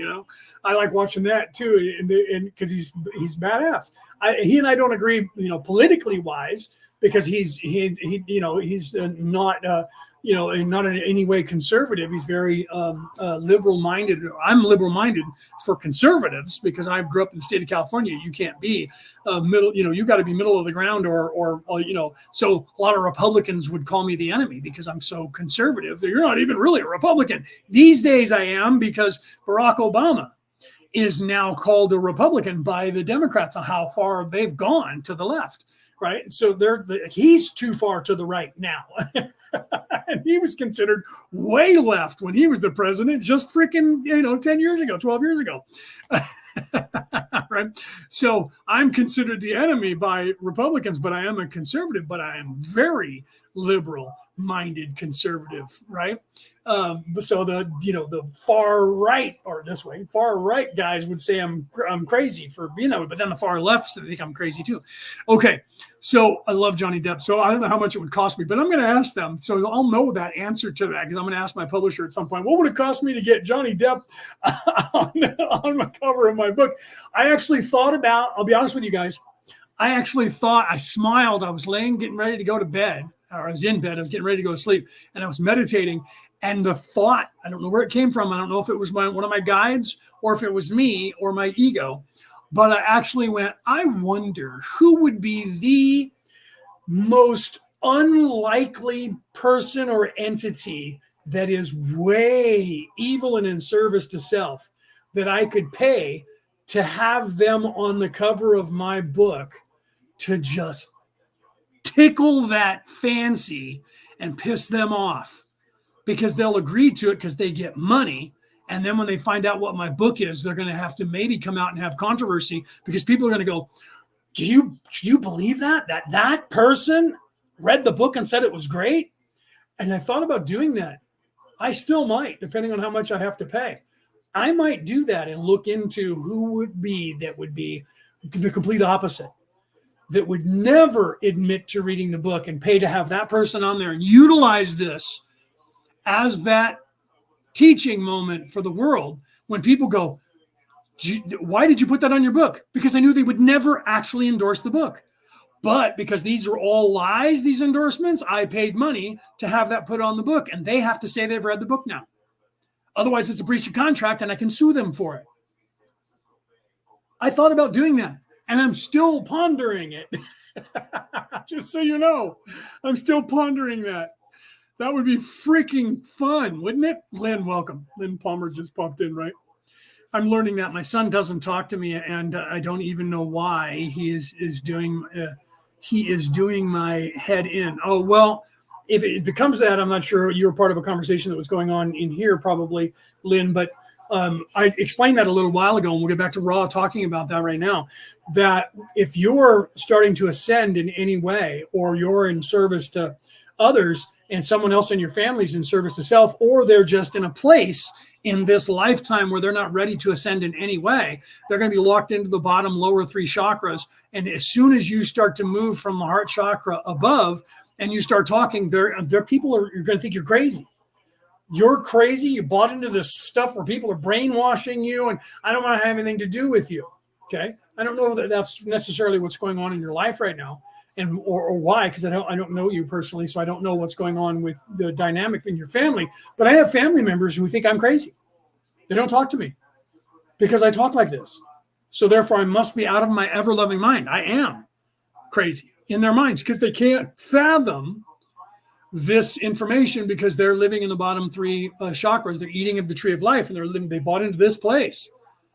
Therefore, what I'm saying is just insane to them, and is as foreign to them as somebody who is a serial rapist and murderer is to somebody who is a church-going, respectable person who has never in their lives been in a fist fight, let alone fathomed murdering and raping and pillaging someone. I have no idea what motivates those people to do those things. You couldn't and can't, because it's literally that foreign to you. Okay, do you see? So I don't know what the dynamic is that's going on.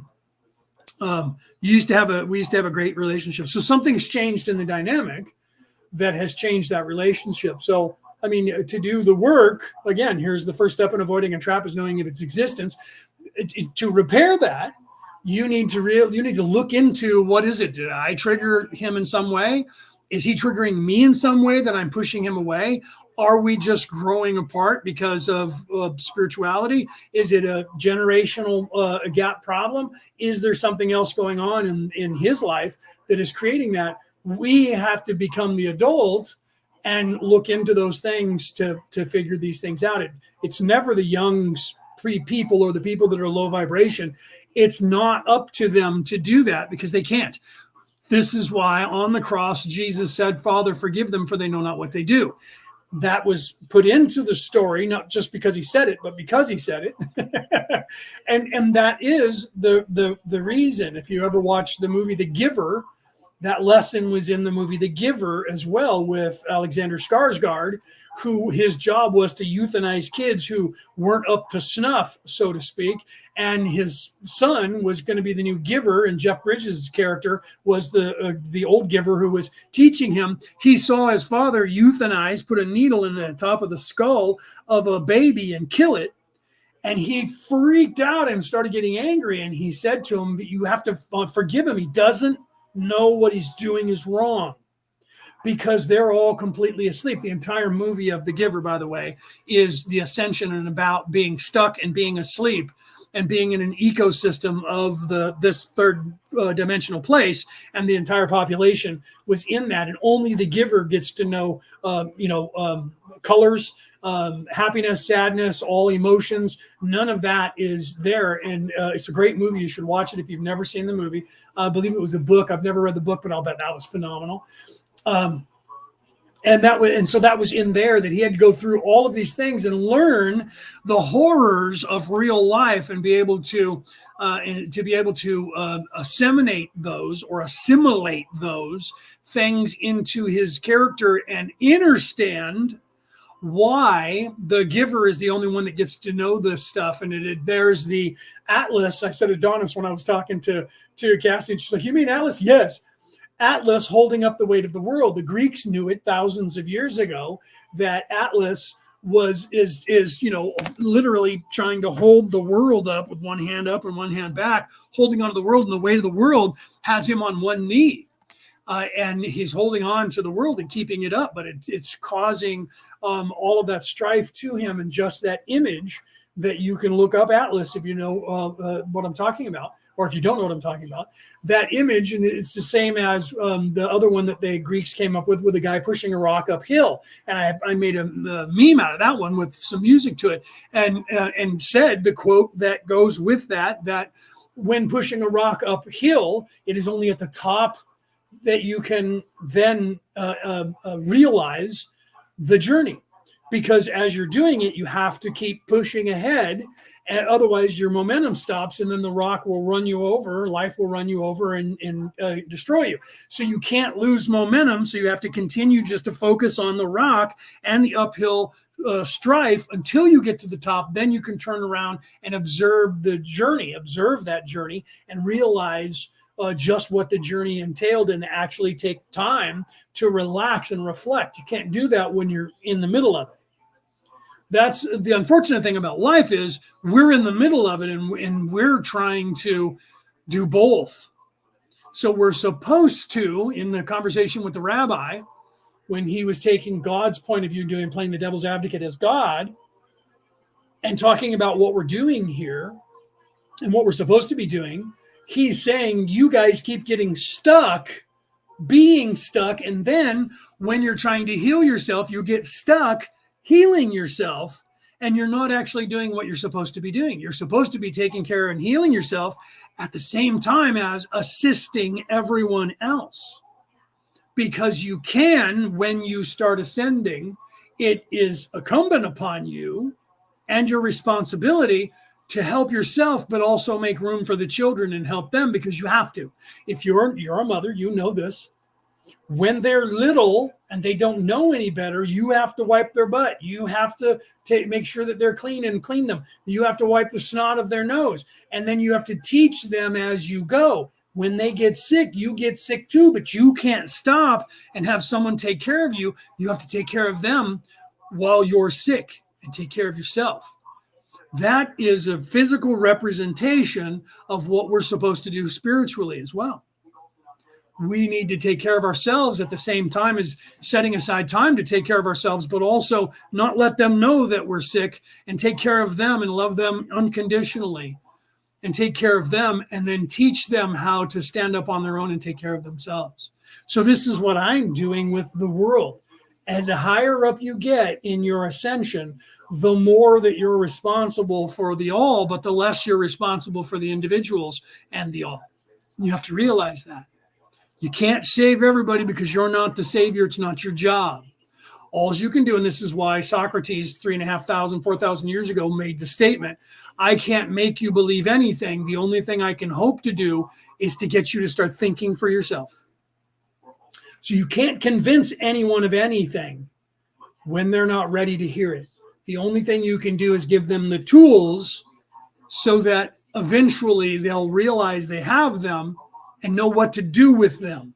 When they realize they have them, that they need them, and then they realize they have the tools already. So it makes their learning curve less than your learning curve.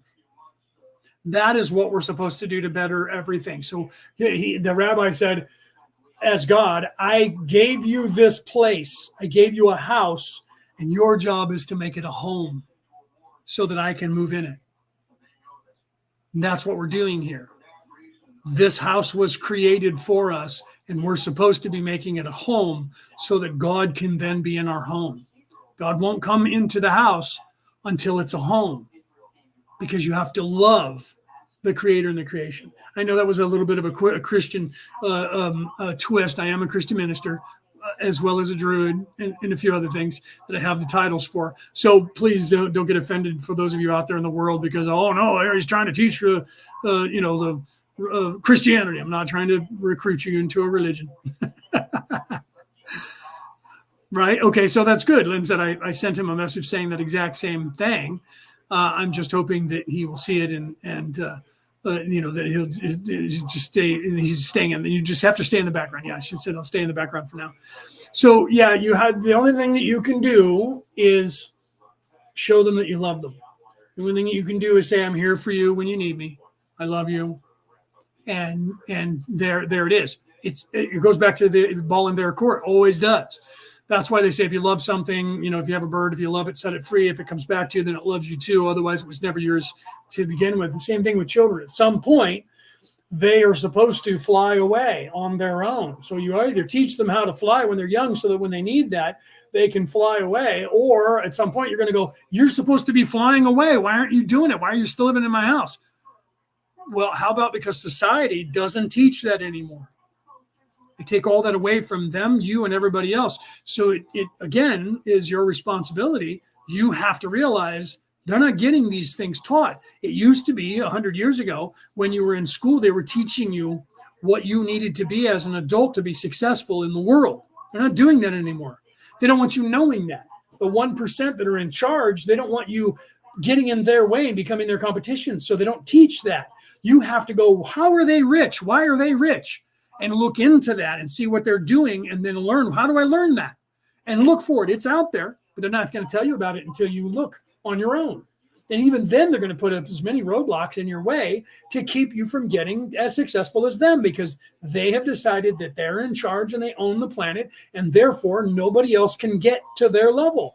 And so they're doing everything they can do to make that happen. That's just like the government. I don't know what country you're in, but the United States government and every government that is a Western European ideology government that is based on that ideology, whatever, or wherever you are in the world, their job, according to them, is to ensure their longevity. The government of the United States of America for the last 100 years has been making sure that the people and the population can never overthrow their power. Even though the people that are in charge and have the power are trying to do that. The governmental officials are trying to, they're scared to death that the people are going to rise up, and they're doing everything they can do to squash that. But the rich people are trying to destroy all these governments because they have a different way set up now that they want everybody to be a part of. And they're trying to push you into that. So they're convincing the same people who are trying to keep themselves alive to destroy the whole entire endeavor as it is. Okay, let's continue. Illustrates the path of unity. 36.14 Questioner. Then Cancer is a training catalyst operating for both polarities in approximately the same way, but attempting, let's say, to create polarization in both. Right, I know. There's Lynn is here, and Bo is here, and who else? A lot of people are popping in. That's good. I'm glad you guys are popping in. Pamela is here, right? Yeah, I love that. Okay, let's continue. Both directions, positive and negative, depending upon the orientation of the entity experiencing the catalyst. Is this correct? Well, Lynn, she says, I'm the most homely, loving, empathic person. Well, then you might want to reevaluate whether this person is in service to self or in service to others. It's very possible that they don't like you because they're in service to self. And you are the opposite polarization. So like a magnet that is facing the opposite magnet is going to be polarized to push away from that. So you have to see there's something there that's causing a rift. So it's either your personalities are so different, or there's something there that you and he are doing that is conflicting. And I don't know what it is because I haven't talked to you, so I don't know what's going on in your family life and how your dynamic is. But there's something there that has caused a rift and is pushing the two of you apart. And it's not going to be something that you're only doing because it always takes two. So it's going to be something that he's doing and that you're doing and that you're both doing. There's a choice that is being made, and it can't be everything to him. It's got to be you as well. So you have to see that about yourself too, and be able to admit that and do that shadow work and say, I did these things that are triggering him. And if not, are you doing these? Because either way, you're doing something that is triggering him.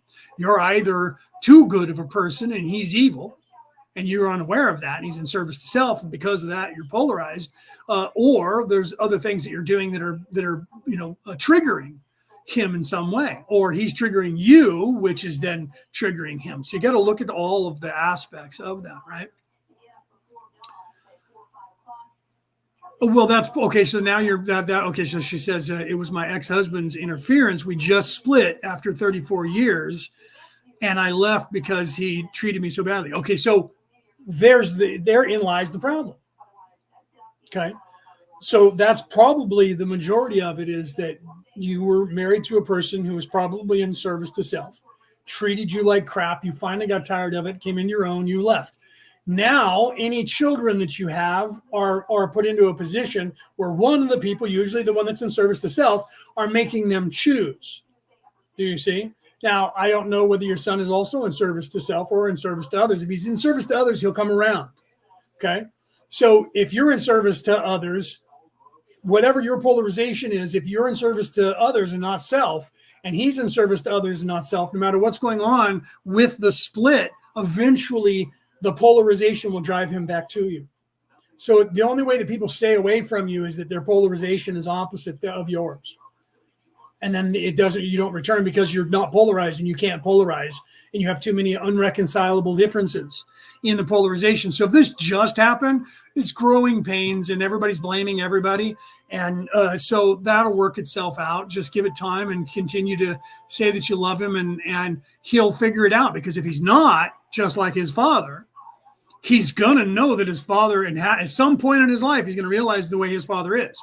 And he's going to come back to you. You just have to allow that bird to fly, let it out of the cage. And if you love it, let it out of the cage and wait. And so you can't make anybody believe anything. So all you can do is love him and hope that he does return to you at some point. That's all you can do. It sucks. And it's difficult, especially if this just happened and you're just now. See, he's a bit of both. That's because you guys were both, he's under both of your roof. So I don't know how old he is. He may not have made that decision in his life yet as to who he wants to emulate. So it becomes more important for you to not be like your ex, because he's going to be the one talking shit about you and saying bad things about you. And you have to be the opposite and not do any of those things to show the difference. Do you see? You can't be anything like that person so that they see the difference. And sometimes it takes a long time and they don't see it. There's a television show on television right now, currently in season 1 here in the United States. I don't know what country you're in. Here in the United States, and it's called Family Law or Family Practice. I don't remember which now, Family Law, I think. And it's this guy who owns a law firm, and all of his kids from different women. He has 2 daughters and a son, all from different mothers. They're all involved in law and work for the law firm with their father. And they're all dealing with that because they all have their individual mothers, but they all have the same father. And so they're all different from each other because they were raised out by, not knowing one another, or some of them did when they were kids, knew each other. And there was that sibling rivalry. So they're dealing with choosing who they're like, their mother or their father or their siblings, and now they have this family dynamic where they have to get along with one another, so there's a lot of those lessons, life lessons happening, where they're seeing each other from a different perspective because now they're forced to, so it's great. I mean, if I was a psych teacher, I'd be showing that in my class, and going over it in a psychology class, because the whole dynamic of that is designed for that. So it's great.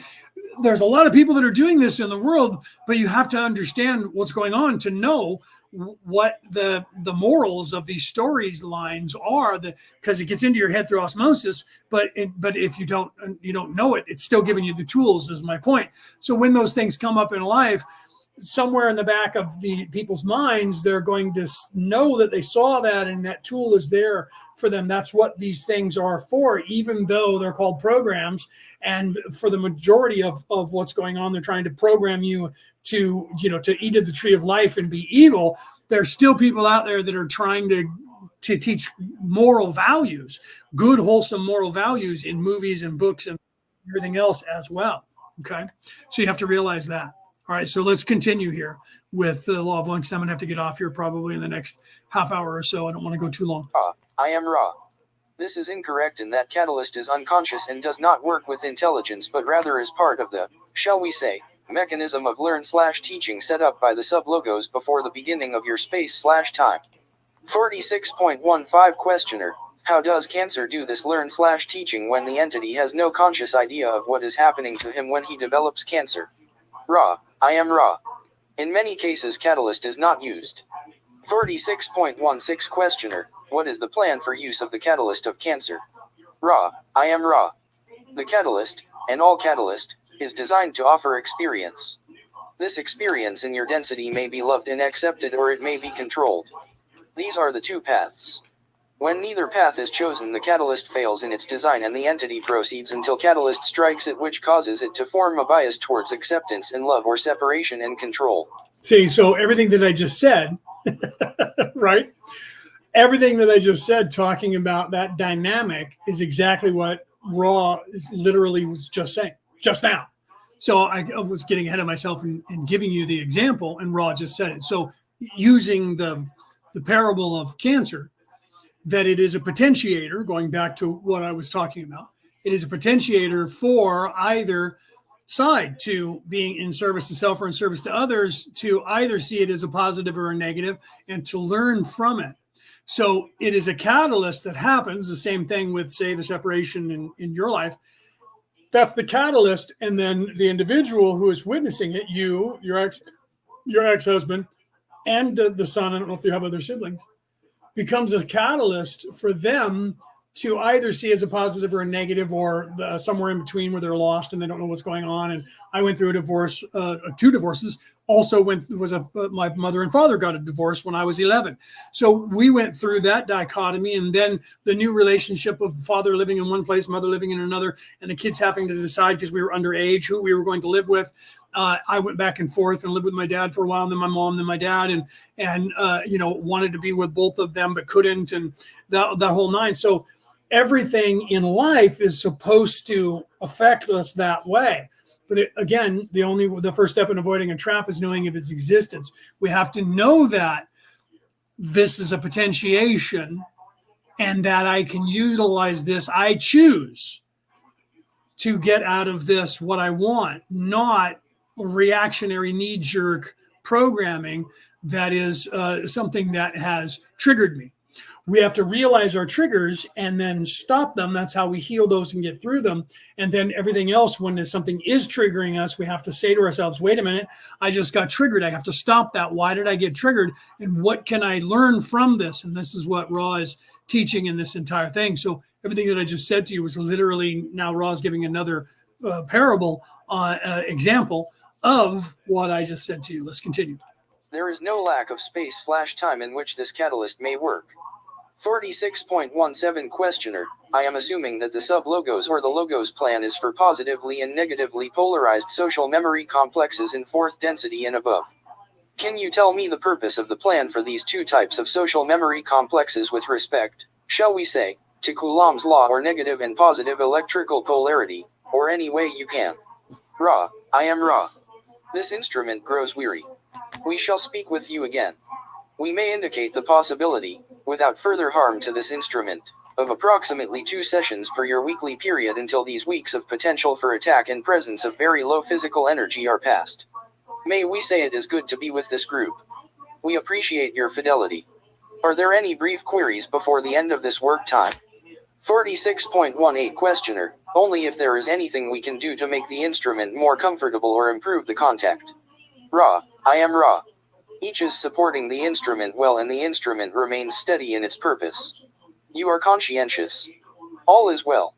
We warn you aware of any laxity regarding the arrangement and orientation of appurtenances. I am Ra. I leave you, my friends, in the love and in the light of the one infinite Creator. Go forth, therefore, rejoicing in the power and the peace of the one infinite Creator. Adonai. So Lynn says that she's the first one to get a divorce in her family. All of her siblings are with her high school sweetheart, so she feels like the black sheep. You have to stop beating yourself up over that. Unfortunately, you got together with somebody that sounds like they treated you badly, which means they're in service to self. At some point in your life, because in this place we live amongst people who are in service to others and in service to self, that 14% of the population is in service to self and the rest are in service to others. There's a good possibility you're going to have that in your life at some point. Someone in your family is going to be evil. And if not, somebody you're going to end up might be with someone that is. But because of this place being the way that it is, people act like they are when they're not. So you can't judge everyone and say, this is why they say, judge not lest you be judged. You can't judge everyone and say, well, that person's evil because they're treating me a certain way, unless you know for sure that they are in service to self. Because this place programs you to act like that. And what they're trying to do to all of us through programming on television and the news and the media on the outlets and the computer and the internet is they're trying to get you to be stuck here. So they're trying to get you to act just like them and make it believable to you that it's normal to act that way, because they want everybody to be living in fear just like they are, so that nobody sees that they're scared to death. And that's the people that are in charge. They're terrified that they're going to be seen by everyone. Okay, so you have to realize that and not beat yourself up over it when you're the one that's making changes, because you don't want to be having somebody to be mean to you anymore or be nasty or treat you a certain way. That's why I say that when you start to ascend and you're all of a sudden your circle of friends and family starts getting less and less and less, don't feel bad about shedding those people off, because your job isn't to heal the world. Your job isn't to save the world. The last guy who came here to do that was this guy called Jesus. And that was his job to do that, not yours, not mine. So when people, say to me, when I say things and they're like, well, isn't that the wrong thing to say if you call yourself a Christian? I'm not that kind of angel. I'm not Jesus. I didn't come here to sacrifice myself so that everybody would get out of here. I came here to give tools to people. I'm not the savior. I don't have the misconception or the delusion of grandeur that I think I'm the savior or some sort of savior. I'm not. I'm here to help. I'm here to guide. I'm here to show you tools. I'm here to make you think for yourself. I'm here to get you to think for yourself. So you have to not beat yourself up. You have to realize, okay, I'm going through a lot. It's emotional. I just made complete crazy changes in my life. I'm scared, because you must be. I was there. I got a divorce and I cried my eyes out from my first divorce and was like, now I'm a statistic and I failed because I'm now a divorcee. And in my second marriage was almost the same, but it was less strenuous because I already went through it once and that emotion wasn't as bad. But I still was like, now I failed again, and so then now what do? I don't want to ever get married again, because they say if you get in 2 divorces, chances are you'll get 3 or 4. And they program you by telling you that. So it's scary. Your whole life has changed. It's not going to be the same way ever. The dynamic you're going to have with all of your friends and family and relatives is going to be completely different now than it was, because your life is different.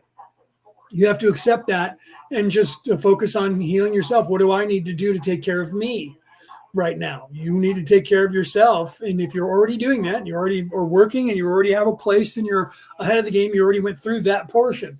The worst is over. Now it's just repairing any damage, putting out fires. And so you have to then look at people. I know people personally who, when my stepfather died, stopped talking to my mother. And they were friends with my mother, supposedly, for 20, 30 years.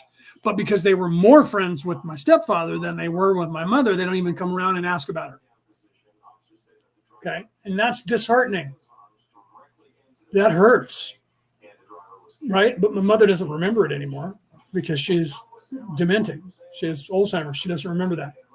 So it's okay because she's no longer bothered by it. But when she could still remember, it kind of bothered her that these people that she thought were her friends abandoned her. Same thing happened when my mother and father split up. Same thing happened. So when my mom and my stepfather split up, it happened again. And that's what happens. People then choose a side if they feel that they have to. And you need to make your life now. You have a new life that is starting now. So don't try to hold on to the old one. See how many people will come into your new life.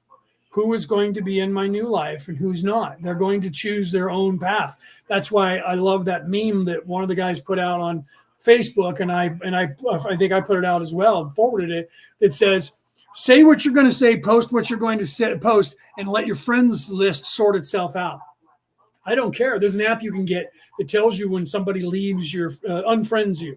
And a lot of people have it, and all they're worried about is why that happened. I don't care. I don't chase anybody. If you unfriend me, you do. If you never listen to my podcast, you never listen. If you think I'm crazy, you think I'm crazy. If you talk smack about me and people say, don't you want to know that person's talking shit about you? Don't care. People are either going to choose to believe it or choose not to. Okay? I'm going to be me, and anyone who leaves, if they never come back, that means they were not intended to be in my circle. I was not intended to have them around me because that we were not polarized properly. So you have to become aware of that. That's part of the ascension, is to come into your own and realize I'm supposed to take care of myself first, but not be in service to self.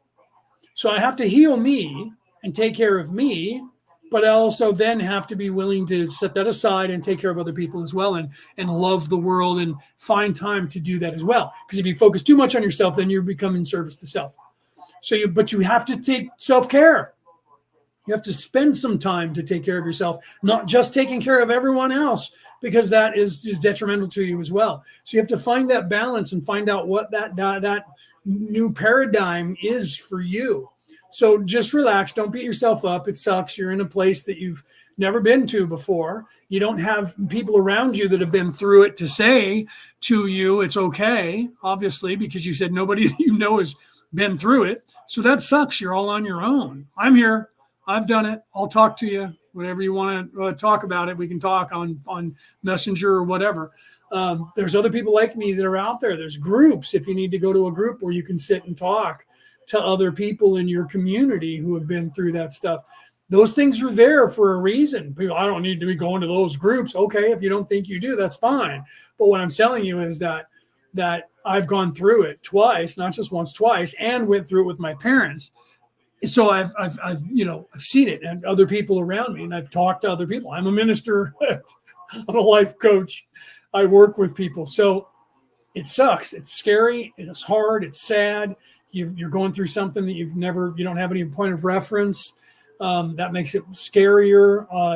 You're very brave. The fact that you're spending time listening to me talk with all of that going on in your life should tell you how brave you actually are and how strong you are, because you're strong enough to do this with no point of reference, with no one to assist you, no one to know what you're going through. You still did it. You're still doing it, and you're still alive, and you're okay. And you were able to say, I'm going to listen and tune into this Yahoo Leonard O'Neill and hear what he has to say. So you're actually taking time away from worrying about all that to come in and listen to me. Right? So, okay. Well, you never got married. Paul says I never got married, right? So, but So, Paula, you're lucky if you've never gotten married. But then you've had relationships, so you know what that's like. I'm sure you've had breakups and relationships. So it's hard. You don't know what Lynn's going through with a divorce. But you've had a breakup. It's kind of the same, only when you're married to somebody, most of the time you're sharing bank accounts and that. So if you've done that in a relationship, you can still see what it is like. You know what I mean? And if you watch television, some of the programming shows you divorces and how hard they can be. So, Lynn, just know you're very strong. You've done that on your own with no extra help. So don't beat yourself up and look at your life and think, poor me, because, now my kid won't talk to me or whatever. Just let it rest and do what you need to do and be yourself. Because truly, if he's in service to others, he's going to come back. And when he does, or when he does look, you want to show that you're coping and you're dealing and you're doing okay. And that it is okay, and just be there for him when he does. When he falls, you pick him up. That's what you do with kids. And then you got to kick them back into play. They fall down, they skin their leg, you go over, you kiss the boo-boo, put a Band-Aid on if they have to, give them a cookie or whatever, pat them on the back and on the head, tell them they're okay, love them, hug them, and now go back out and play. So the same thing when they're hurt and parents break up, and it's the same thing as falling and skinning a knee. You just need to be yourself and love and show that you're strong enough. And then when they ask, because they will eventually, what's going on? Why did you leave? Why did you take off? Well, because this is the way I was being treated and I couldn't do that anymore. You were unaware of that or didn't see it because of whatever. Or maybe you saw it and, were wondering why I put up with it. All of that will come out in the wash. In the end, you just have to realize, that you have to do the shadow work and take care of yourself as well as doing other things. That's literally what this entire session was about. So it was perfect that you tuned in today with what you got going on, because literally Raw was talking about it and so was I. Okay. So if you guys out there have questions, now's the time, because it's getting later and we're done with this session for the day. So I'm not going to start another session. So any questions that you have, please voice them. And if you did and I didn't see them because I didn't have my glasses on, please type them in the chat again. And it doesn't have to be only about what we were talking about just now. It could be about anything spiritually at all, and I will answer your questions. So we'll do that for a little bit before I leave. And Pamela Johnston, welcome, right? Welcome. I saw that there said you were here, but I didn't see you say anything. So I see that you're here and you're talking, so that's cool. So, right, Lynn said I was meant to be here. Let me put it up on the screen. I was meant to be here today for sure. You were. And I talked about that, the serendipity of Raw, and how earlier in the Law of One chat on Messenger that Penny posted a reel, and so did Rick Hawkeye from Australia. He posted a reel, and both of those were covered in today's session by Raw. And I thought that the irony of that didn't escape me, that they posted those things and that we were addressing that actual narrative of what they had posted and they were unaware of it. Raw is like that. And I have found, and because I've done all 106 sessions, all 6 books prior to this, and now I'm going back through it, and I'm not going to get through it because my book will be out in the next 120 days or less. And I'll be promoting that and talking about that more than doing the Law of One, but we'll see, because I might be able to do a balance. But at some point, I'm already having problems with answering questions because I have to have my glasses on to see the chat. So I already need somebody to start producing that can see the questions and say, so-and-so is asking this, and then I can give that answer. Because once if I'm talking before a crowd, either people come up to a microphone and ask questions, or they write them down ahead of time, and then I will go over them. But when I'm on live, I have to look at the chat and see what your guys' questions are to answer them. Right? And I have to wear glasses for that, but I want you to be able to see my eyes, because you see nothing but glare here, because I want people to realize the differences in, when I'm talking, that I want people to see my eyes when I'm doing that, because there are changes when people channel. And when they're talking from a different place, there is a change in the eyes that happens that is subtle, but people need to see that. That's why I talked about early on, when people are channeling, some people will close their eyes and keep their eyes closed, and I wish that they wouldn't, because I've seen personally been in the room with people who have channeled, and I've seen their eyes prior to them going into the trance and channeling, and then saw their eyes, and I have the ability to look into the soul. So I can tell people that is not the same being in there speaking right now than came in here. That is a completely different being in there now. So that's legit. And people need to realize that when they're channeling another entity, that they need to see that person's eyes. And so if somebody's doing that and they're saying they're channeling somebody and they keep their eyes closed the whole time, I question whether the legitimacy of who they claim they're channeling, because the one real way for anyone to tell is by looking into the eyes. And so some people who are closing the eyes and not having them open, I think, know that there's people like me who have the sight, the ability to see, and that we can look into a person's eyes and see what's going on in there. I did that to my ex-wife, my first wife, once, when she was acting as if she was out of her mind and kind of possessed in a way that made me actually look. And she realized that I was looking into her soul to see what was going on at that moment. And it startled her. And she looked at me and said, "Don't look at me like that." And I said, "I'm just checking." And she was like, "Oh my God, did I really react in a way that made you think you needed to look into my soul?" I was like, "Yes, or I wouldn't have done it." And she was like, "Wow, let me back up and think about what I was just saying." Because she said something that made me look to figure out whether she was alone in there or not. Who's talking to me right now, right? So I want to make sure that people can see that in me and see my eyes, so that they don't think that I'm trying purposely to make sure you can't see my eyes by the glare reflecting off of my glasses. Because I had people say that, "You're always wearing your glasses. Are you trying to hide?" No, I can't see the chat unless I lean way back like this. So I can't tell what people are saying unless I put on my glasses, but then you can't see. That's why I try to take them off whenever I answer and put them back on. Okay, so if you guys don't have any questions, now you guys are just talking, right?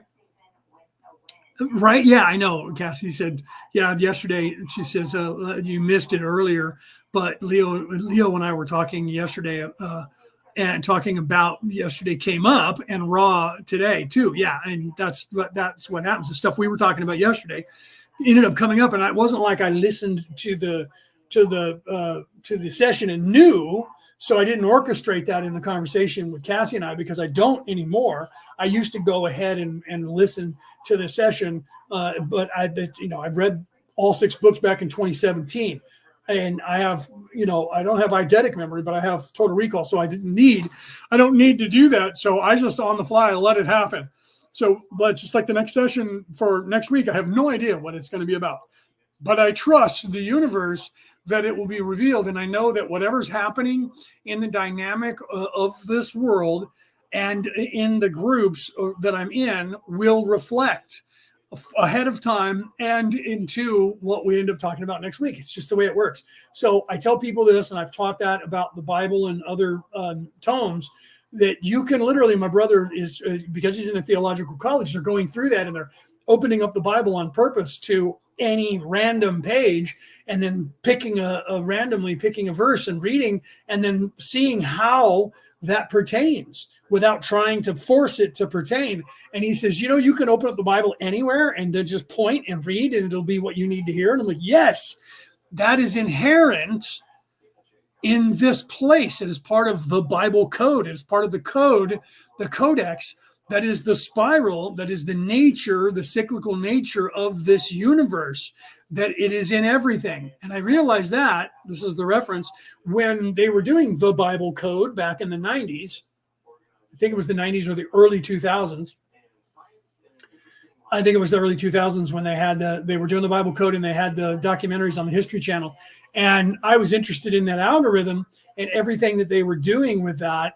And so some guy tried to debunk them and said, I picked Moby Dick because Moby Dick has almost the exact same number of words in it that the Bible that you're using has in it, that you're using this program, which is a skip trace program, a letter skip program. And I do the same. I took the same algorithm. It wasn't called an algorithm back then. They were just called programs. Now they're called algorithms. Like it's something completely different, but it's the same thing. I know I'm a code writer. I was working binary code. I was working DOS and typing ones and zeros and ones to program stuff when I was in my late teens and early 20s. So literally, and I think I'm still listed in the Apple in the Apple Store as a programmer, as an app writer. I was listed since 2013. I don't know if I still am, because I don't know if they drop you off if you're not actually doing something in there. But I was listed as an app builder and a programmer in the App Store. I was able to build apps and put them on in the store for people, and I just haven't done it forever. So there's nothing out there. I never ended up putting something out there that ended up an app that everybody knew. But I was going to make bacon as an emoji, and I didn't. And somebody else finally made it. Popcorn and bacon was never around back in 2013, and I was going to make those. And I should have. I'd have been a bazillionaire right now if I did. And somebody has made them since. But it took bacon until it was 2018 or 19 or 2020 before bacon came out. I was going to make that in 2013, and damn, I should have. Anyways, so you have to realize that this is there, and that the cyclical nature of the universe is that way. So he said, I could use Moby Dick with this program, with this algorithm, and I'm coming up with the same stuff. And so that a lot of people were scratching their heads and saying, well, that proves that maybe the Bible code is wrong. And I postulated the theory, because I was also a physicist.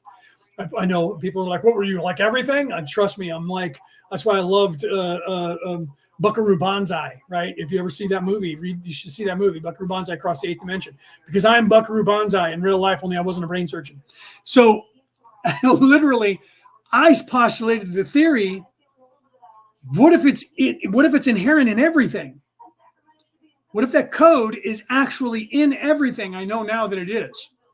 I know now that it is in everything, because once I was sitting 3 years ago now, 2.5 years ago now, when I was sitting and found that scroll and deciphered that one scroll, which has now disappeared and I can't find it. The information that was unlocked in my brain made it perfectly clear to me how to translate every prophetic scroll and everything else. It was the moment that Neo stood up and saw the ones and zeros and ones. From that point on, in the Matrix, he was a superhero and a god because of the knowledge that he had. So nobody could kill him anymore because he just didn't allow it to happen. When you wake up and the veiling is completely, even though I was born unveiled, there were still things that were locked away, because that's the way the universe works. There's still things that will lock away from you because you're organically supposed to learn it at a certain time. But moreover, you can't reveal it to the world, because the world in general is supposed to unlock that information at a certain time. So that's why in the Bible they said, you write this down and it will be locked away. You put it in your mouth and eat it, and it'll be locked away, because it's knowledge that you can't know now. It's only for the people way in the future to unlock, and only they will understand that. And for 1,000 years, 2,000 years, people were like, what is this information? And it has to be something that we can figure out. There are some of us on this earth that currently know the answers to those questions. I do. And I read this scroll, and it was like 13 chapters. There was that number again. And I realized that as I was listening to all the chapters, that there were certain words that I understood from modern English, but there was also words that I understood that were from English in the past, Old English and Middle English. And I thought, that's weird. Why would these words that I think are foreign, are they all programmed for me to understand them? And then I postulated the same theory. What if it's inherent, like the Bible code from the 90s, and that theory, what if it's inherent in everything? And me knowing that I see the spiral in everything, not just in all of history, but it's the math, and I get that. What if the code is there as well? In the Bible code, they said there's a code that we need to unlock that will allow us to do this without the program. And they were looking for that. I don't think they've still found it. I haven't talked to those people to tell them what to program. That may happen in the future. I'm not the only one. So it's not like I'm making things up. I have met a few people that know what I know. But those of us who know it aren't telling you guys everything yet, because you just won't believe us if we do. So even right now, there's probably going to be a lot of you out there that are going to think I'm making all of this up. I'm going to try and be as specific as I can, because if I try to reveal too much, it's the laws of the universe will take it away from my memory and stop me.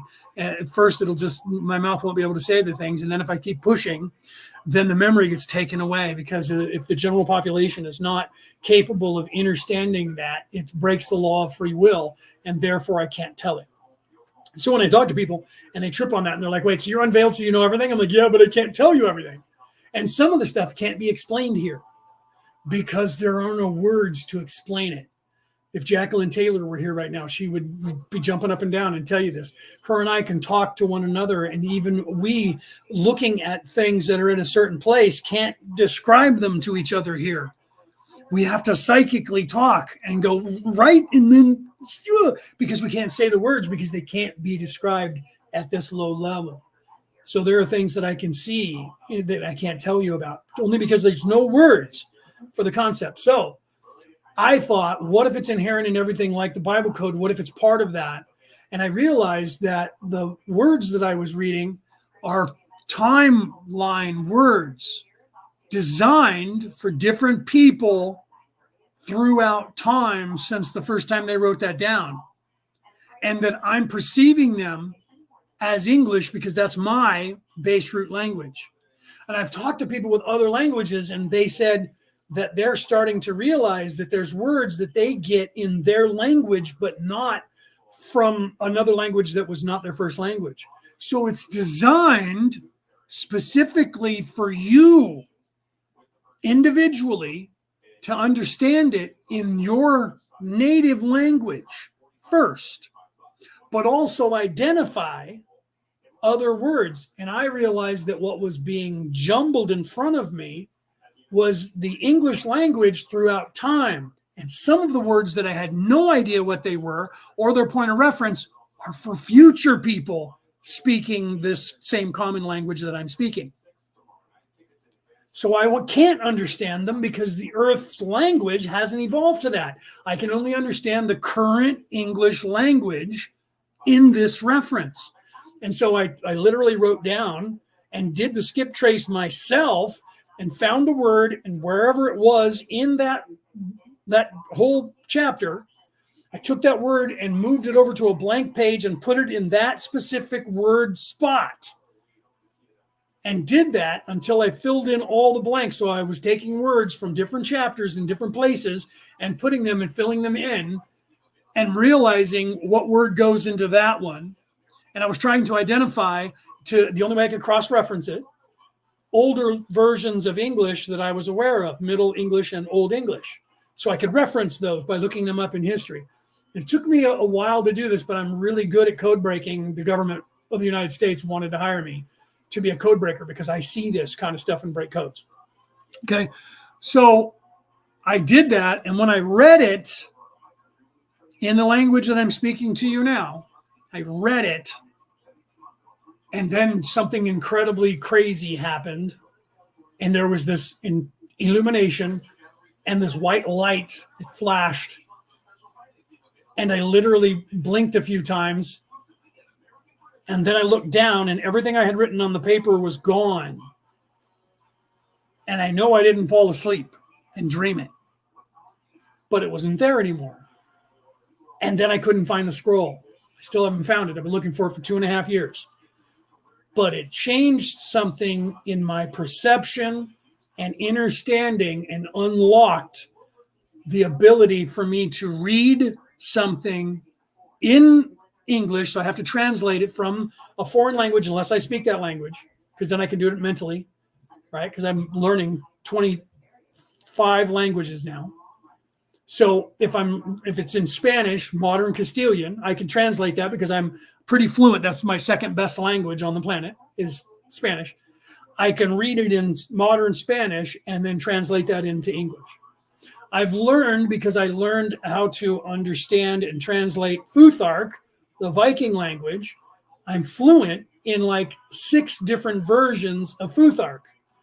Futhark being the Viking rune language. The Elder Futhark is why it's called Futhark. Because the first letters they saw spelled out the word Futhark in English. And so they called it Futhark. It didn't mean that word, because the word was actually written in Norwegian from about probably almost 2,000 years ago.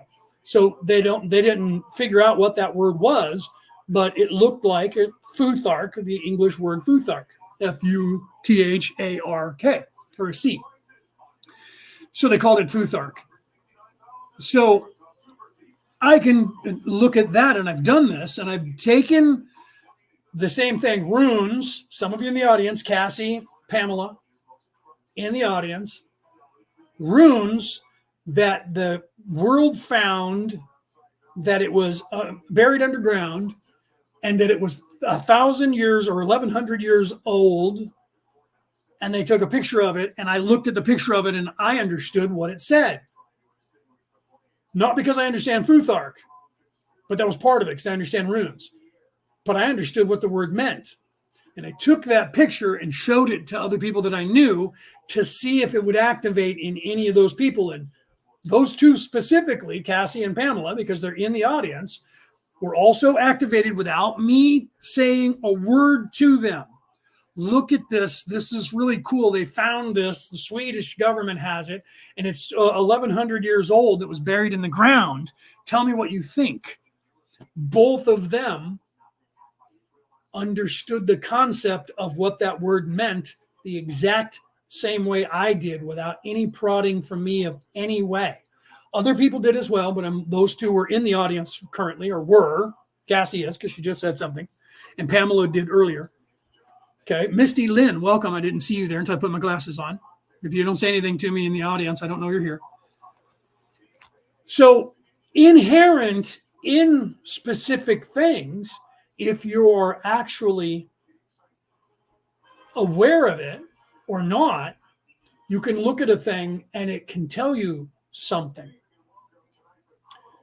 And I didn't say anything to them. I just said, what do you think of this? And showed them the picture online. Look at this and tell me what you think. And they were like, this is what I'm getting from this. Both of them have psychic abilities. I'm aware of that, was aware of that when I did that. But I did it to other people who also have psychic abilities. And some were like, wow, that looks really old. And I didn't pick up anything else. And I did to some people who didn't have psychic abilities. And they were like, that's weird, because I'm getting this idea of a concept of something. And an activation is I don't understand what this means. And then I try to look into them to find out, were they alive back then? How many times were they Vikings, or how many times were they Norwegian in past lives without their knowledge? To find out if there's any, because I'm a scientist. Is it DNA? Is it muscle memory? Is it DNA memory? What is coming up? Were they actually there? Did they actually speak that language in a past life? Those kind of things factor into all the things that I think about, but I don't tell everybody this out loud. So I believe that there is, to get back on point, because I've witnessed this in multiple, and I've given you some of the examples. It's inherent in everything. And when you wake up, that's why the big story that people will tell you about the Sufi trying to buy all the books about being awake and waking up, and bought all these books and read everything he could read and tried to learn everything he could learn. And then one day he woke up in the morning and realized he was awake. And the very first thing he did was took all those books out of his library and burned them on his front lawn. Because it becomes so simple to you that you realize, how did I not see this before now? Because it literally is the moment that Neo saw the Matrix for the first time, able to see ones and zeros and ones, only it's not. You don't see computer binary code. You see the spiral. You see the Fibonacci sequence. You see the Fibonacci spiral, the golden mean ratio, that spiral. You see that it's inherent in everything. And then you realize in history that they wrote this down. The spiral is in every continent of this planet, dating back 75,000 years. Every culture, has a spiral. Every one. When they put it into caves and on parchment, what were they trying to tell us? The people who wrote that spiral understood what that spiral meant. And then science, and this is why on my show, if you watch the video in the beginning, if you're listening to the MP3 podcast, you only hear the song, the music that's playing, go and watch a video on YouTube or Facebook and watch the opening credits that are on there, because I show you that spiral throughout all of time and space. And also on my YouTube channel, if you're there watching me now, you can go there and scroll down to the videos and go down 5 years ago or so. And there's one that's called the golden ratio, and watch that. I show you what the golden ratio is. It's inherent in everything. It is the building blocks of the universe. So I know this as a mathematician, that there is these mathematical things that are there. What if everything as below, so above, as within, so without? What if everything is connected on every level? And I've done about 2 or 3 years ago now on Earth Day, I did a 1 hour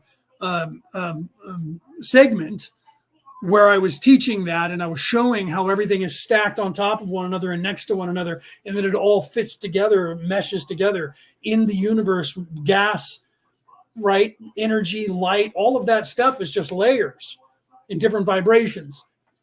Nikola Tesla said, if you want to know the secrets to the universe, think in terms of energy, frequency, and vibration, in that order. 3, 6, and 9. He didn't say 3, 6, and 9. That's me adding on to that.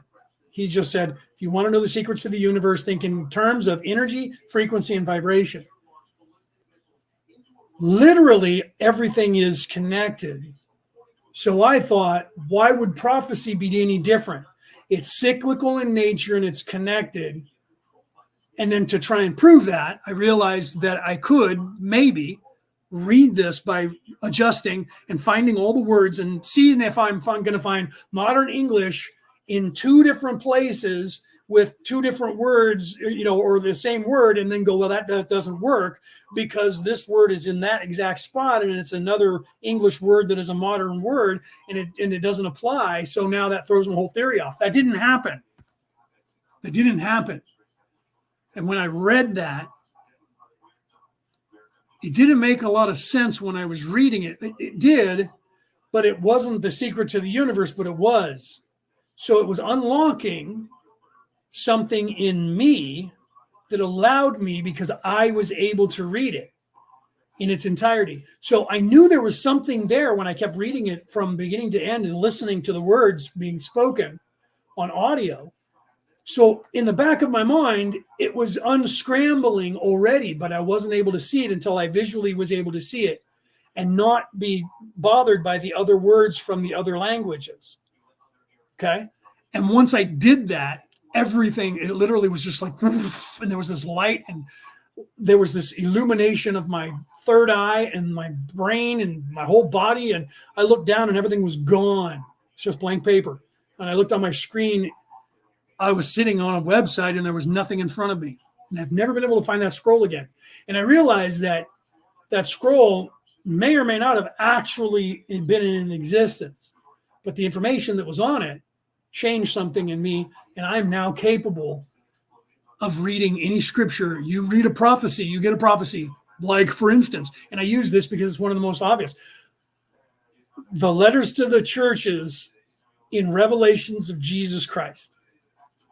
The letters to the churches in the Revelation of Jesus Christ are 7 churches, 7 letters, and they are literally letter 1 to the first church is the red ray base root chakra, and the letter to the church is the church of that chakra.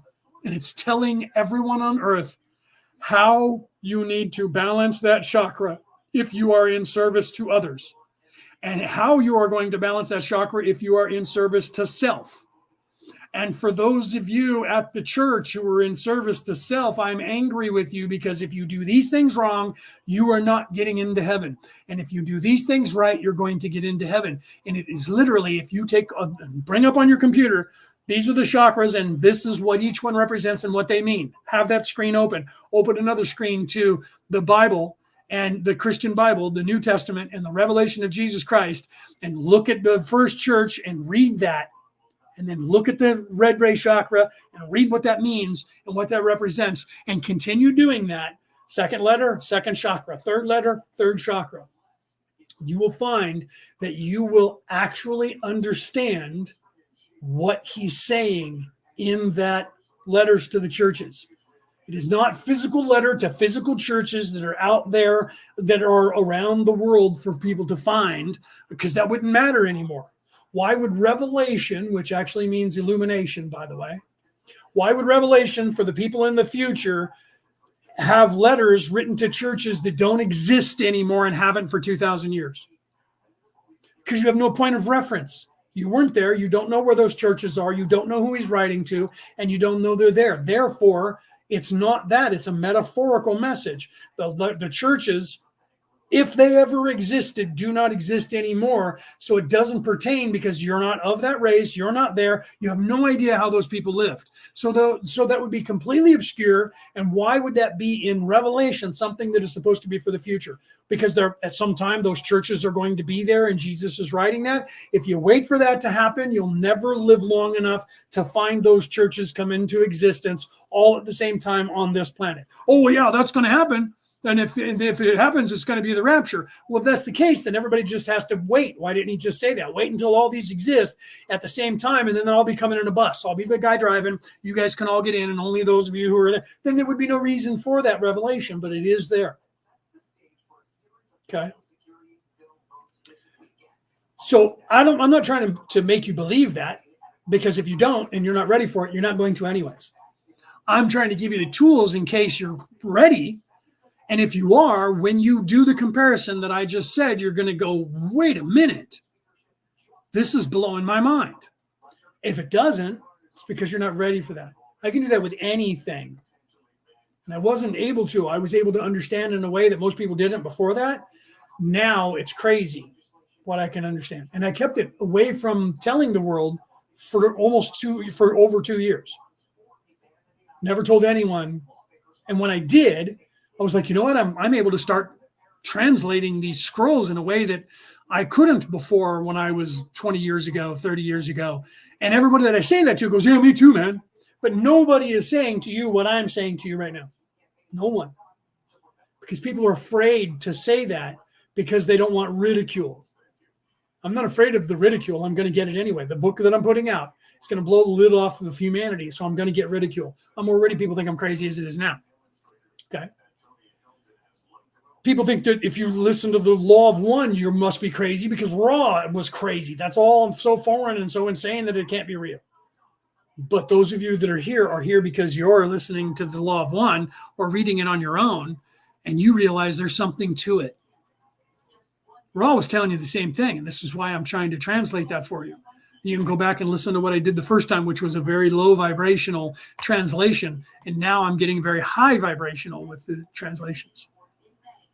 Pulling you out of your comfort zone as hard as I can, losing people along the way, knowing that people are going to go, you're crazy, I'm out, bro. You just said some shit that was out of control, right? That's why, right? Yeah, see, Cassie's actually, I'm going to put it up on the screen because she's validating what I said, okay? It created a huge activation for all four of us and saw invisible signs. We saw other things. Yeah, so I didn't even get involved in that, did I, Cassie? I didn't tell them the other things we saw in that image that were carved behind that. Many things that were already carved long ago that was used like a parchment, and they had written other things on there and then carved other things over it, right? And so there was all kinds of, it was actually a rune activation, by the way, guys. So I am giving you that information now because Cassie's brought it up, right? Had some visions and knew the actual history before looking it up. The fact that they gave us a validation. She literally knew the actual history of where, when that was put in the ground and by who, because I didn't let them know that I knew the answer to that. And Cassie and Pamela both were able to say, this is when I believe this happened. I told them it was about 1,100 years old, right? That it was very old, but didn't give them a place or a date. And they were able to actually pick that up, and then other things. And we went back and forth. We were live talking to each other, and we were looking at the photo and describing different things we were picking up from that rock piece of flat stone that had been carved with runes and other things that the scientists still haven't identified, but I'm sure they did with a spectral analysis, because when you use spectral analysis, it's going to show you the different depths of different carvings. I know that from different rock hounds and watching different things on the History Channel, including the Curse of Oak Island and all the stuff that they do in their analysis and the different machines they use, radiation and stuff like that. As well as, I can't think of his name right now, the rockhound who was looking all across the United States and going around the world and got onto the pirates and got onto the Templar Knights and proved that the Vikings were here in the United States thousands of years before Columbus sailed over here. And now it's known that they have been. So, yeah, so Cassie just brought up more about what we discovered. Did we officially get a hold of the governments who have that stone and tell them that? No, we did not. Because we know what that stone was representing and why it was put in the ground and by who and when. So we literally don't need to be telling them, because they're not going to believe us anyways. Okay. They're not going to believe what we have to say about that and think they're going to think we're crazy as it is. So we're not even telling them, because it wasn't for them and it wasn't for people to know now. Although it was to affect then and now and everything in between. Okay. And there's different bands out there that are doing the same thing. Rune activation, old school runes, and doing activations and showing those in songs. That's become a very popular thing in the last 20 years around the world. For the North, is getting back to those roots of the Viking way, which they call the Bohemian way. But getting back to that spirituality, there's been a very big rise that has gone worldwide in that spiritual practice that was very much hidden from the world. What's happening is that it is becoming time for the world to wake up, and more, and exponentially that's happening because of the shift of where we're moving away from the Kundalini energy into the Kunda buffer energy, away from Baktun 12 into Baktun 13, away from into the age of Aquarius, away from the masculine Mars warlike energy into the feminine Venus love energy. The entire world is changing. We are literally, this planet and solar system is moving into a region of the universe that is changing the very vibration of this planet, because it's part of the natural cycle of the universal mindset that was set up in case people got stuck on a planet like this one has, that the natural progression will allow them to figure it out and then give them assistance. So we're literally moving into a place, some of you probably won't believe me when I say that, but the planet itself and our solar system is moving into a region of space that is going to change the face of this world, whether the evil people like it or not. Can't be stopped, because it's part of nature and how it's supposed to work. The charm of making. How many of you out there? Show of hands. Who knows the charm of making? I know it in the ancient Gaelic, the ancient Irish, but not that I've heard it and have it on film from the ancient Welsh, which is it's just slightly more beautiful and harmonic than the Irish. And most people don't know that it even exists, but it's actually simple when it's translated. People hear it in the Irish or in the Welsh, and it sounds all magical, and people go, that must be something crazy, right? And I'll tell it to you. Some of you will recognize it. I'm going to do it again, because before it used to be kept away from people and not being told, because people were afraid that evil people, because if you ever watched The Sword and the Stone, read the book, or watched any of the movies of Excalibur or King Arthur, you know what I'm talking about, because the evil sister usurped the charm of making away from the Merlin at the time, and the one Merlin that happened to be around Arthur, teaching Arthur, and then used that power. But you can't. It's magic with a K. You can't use it unless you have the ability. So, like that, those of us who have been hidden for generations are now coming forward and telling you crazy shit like I'm telling you, because now it's time. Because the majority of the people are in a place where me saying this isn't as crazy as it was when Raw was being done in the 80s and written in the books in the 80s. Before that, the first book, before any of the raw material that Don wrote, was about UFOs. They thought he was crazy talking about UFOs, talking about aliens. Now, okay, back then when I was a kid, my father was talking about UFOs and aliens in the 70s, and people thought he was crazy. Less than 3% of the population of the United States 50 years ago believed in alien life in the universe. 65% of the population now believes in aliens in the universe. Big change. Spirituality is the same way. So the idea is now more accepted because the people around the world are evolving and they're becoming more ascended than they were before. Exponentially, people are waking up. In politics, you look around the world, COVID was beautiful in forcing people either to ignore it even more or to wake up. How many of you out there hearing my voice are just realizing for the first time that all the news agencies around the world and on the internet have been lying to you? They used to not do that. They used to hide that. They're just blatantly lying to me. They've always been blatantly lying to you. You just never saw it before now. You're aware of it because you're more awake now than you were before COVID, if that was your trigger. Okay. And then you're going to look at some of your friends and family and they're going to go, no, bro, this has been this way the whole time. I've been trying to tell you this for 20 years. And you've been saying I'm crazy. But now you're saying the same thing that I've been saying because now you're getting it. Do you see? So literally, Karen, welcome. So literally what you need to realize is that it's cyclical and it's in there. I'm going to give you the charm of making, right? Okay. The charm of making is Anal Nathrach Ruth Vaspethud Dothiel Diende. What does that mean? That's actually in Irish, but it's actually a foreign language that is not spoken very much anymore on this earth. So it's actually not Irish words to be translated. They're Welsh words, and the Welsh is also translated from an older language. Okay. The English, I'm going to say it to the charm of making again. Anal Nathrach, all that is nature. Uth Vaspethud, and of time space, or space time. Dothiel Diende, do heed my intention. That is the charm of making. Broken down for you in English. All that is nature, and of space time, do heed my intention.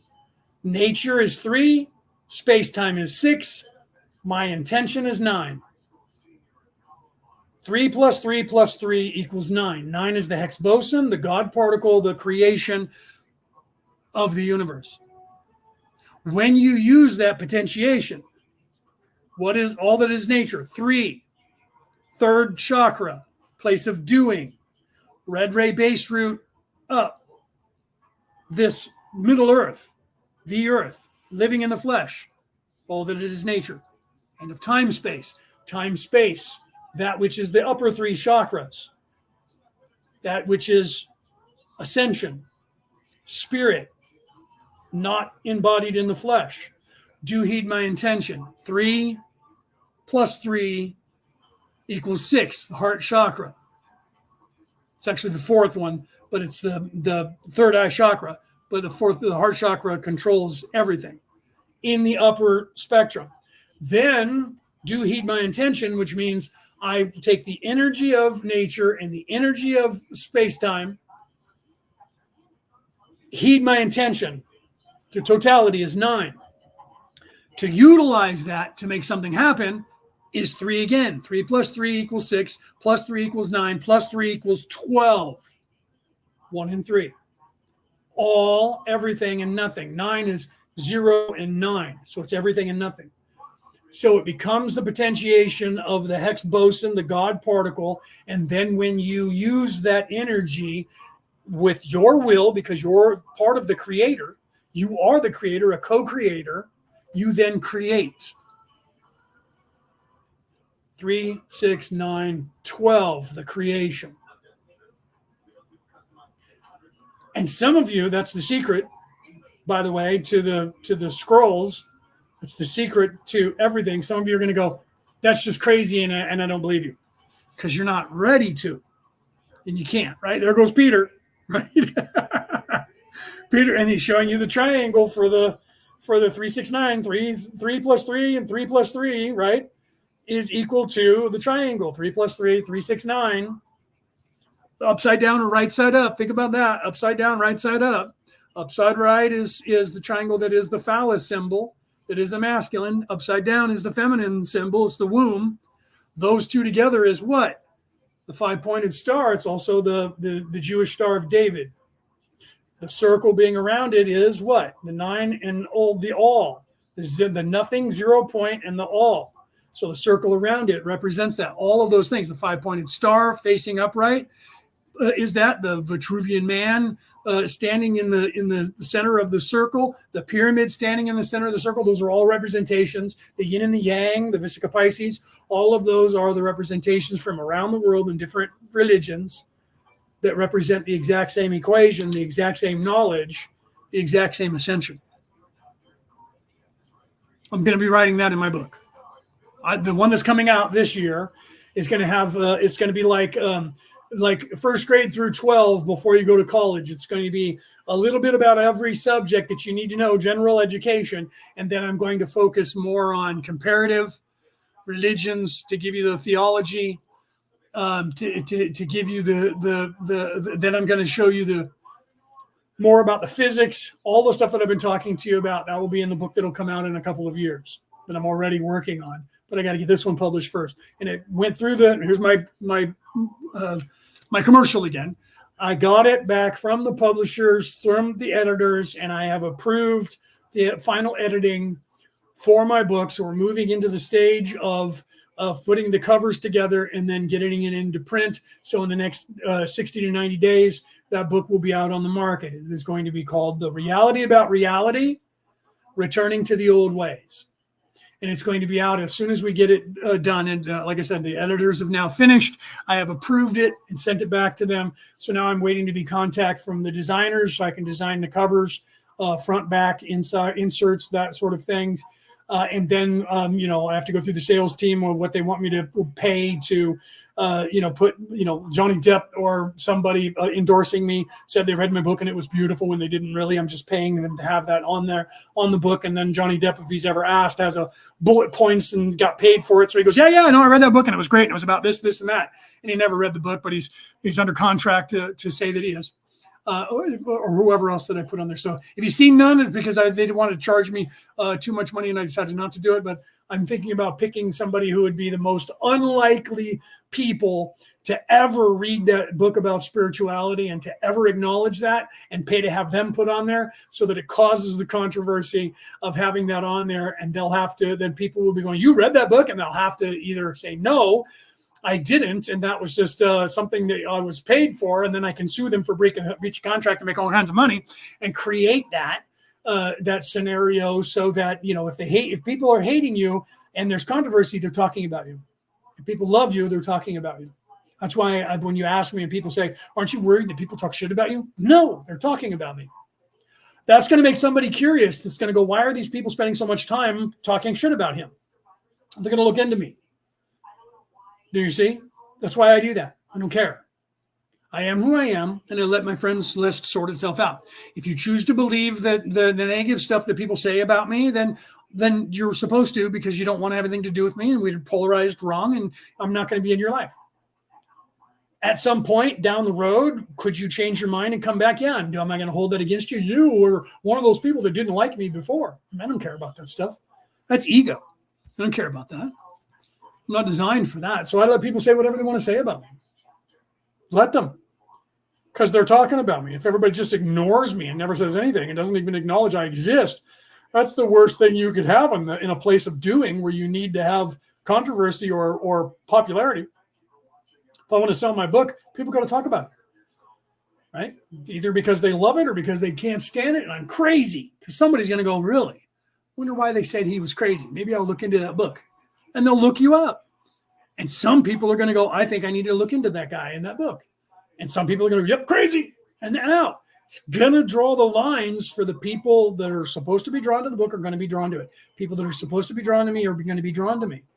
If I was worried about, I want to get popular and make $1 billion, I wouldn't be talking spirituality at all.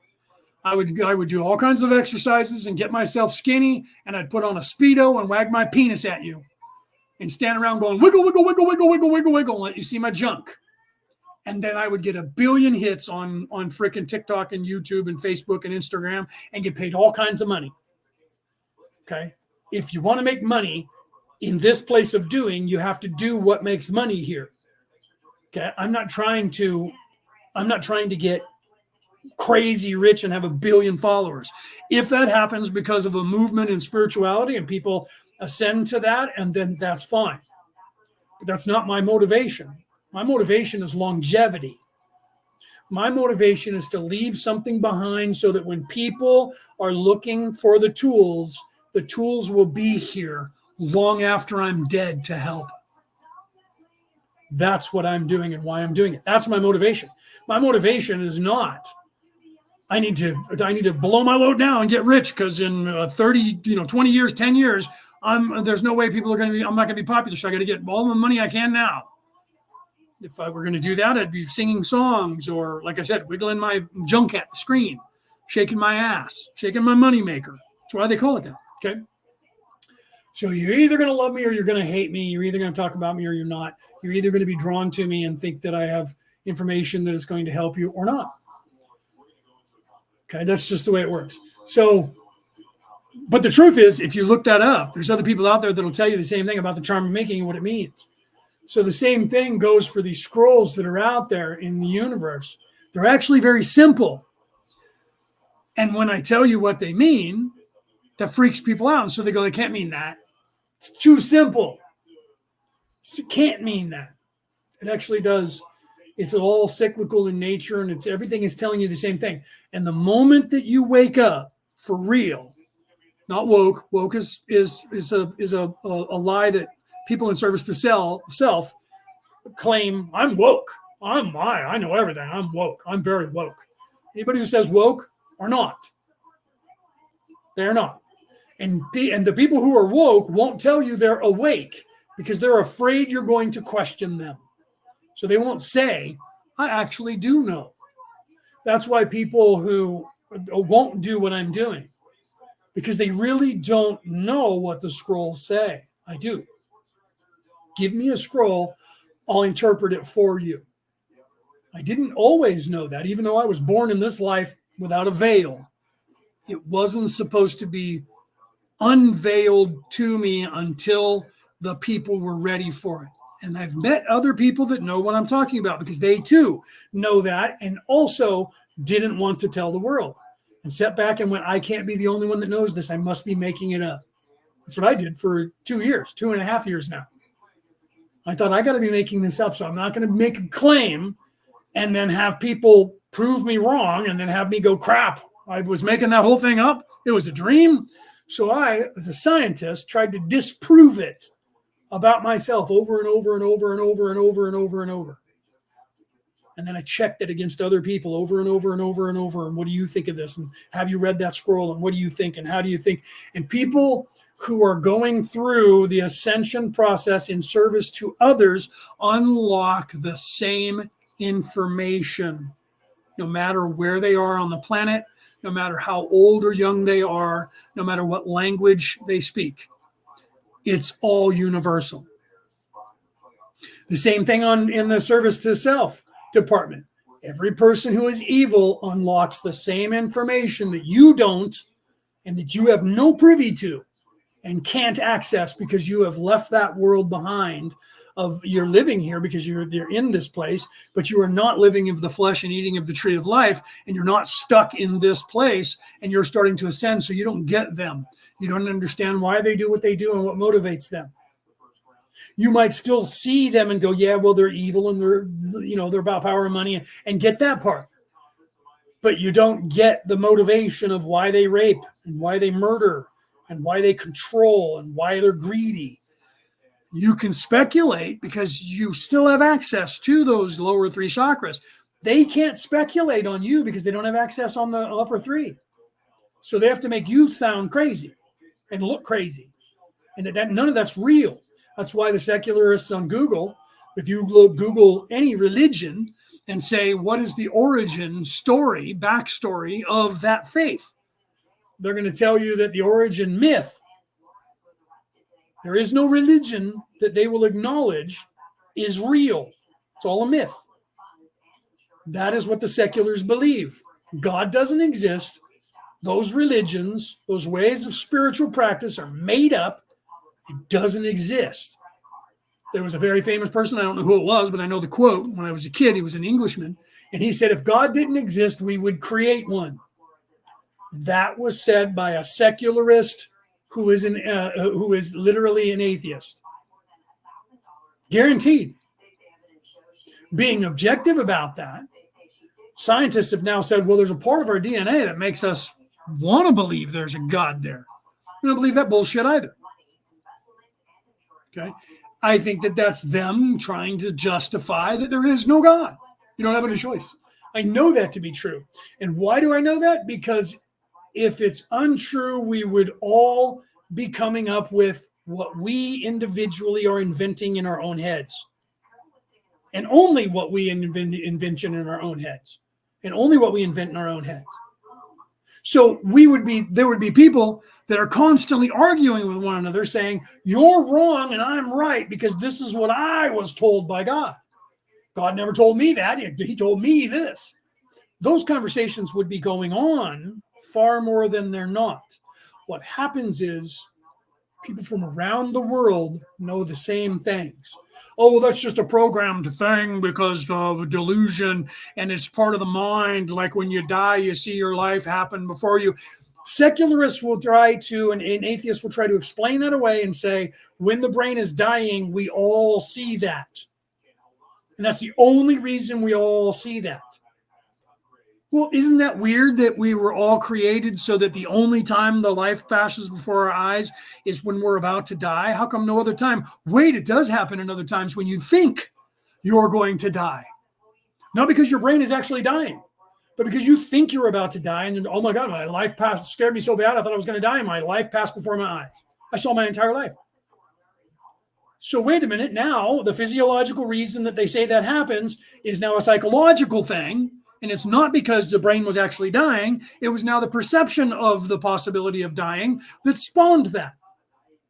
So now they have to come up with a whole new theory to explain that. And that's what they're trying to do.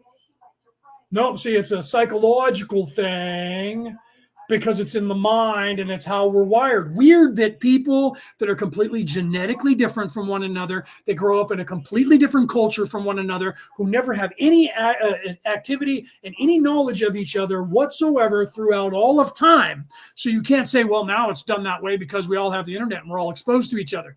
Because people have been talking like this for 75,000 years. So in a time when the people who were in China never met the people who lived in Africa and didn't even know they existed, the people in Africa were still having the same things happen to them that the people in China were having happen to them. And for 10 generations, they never met each other and never communicated with each other.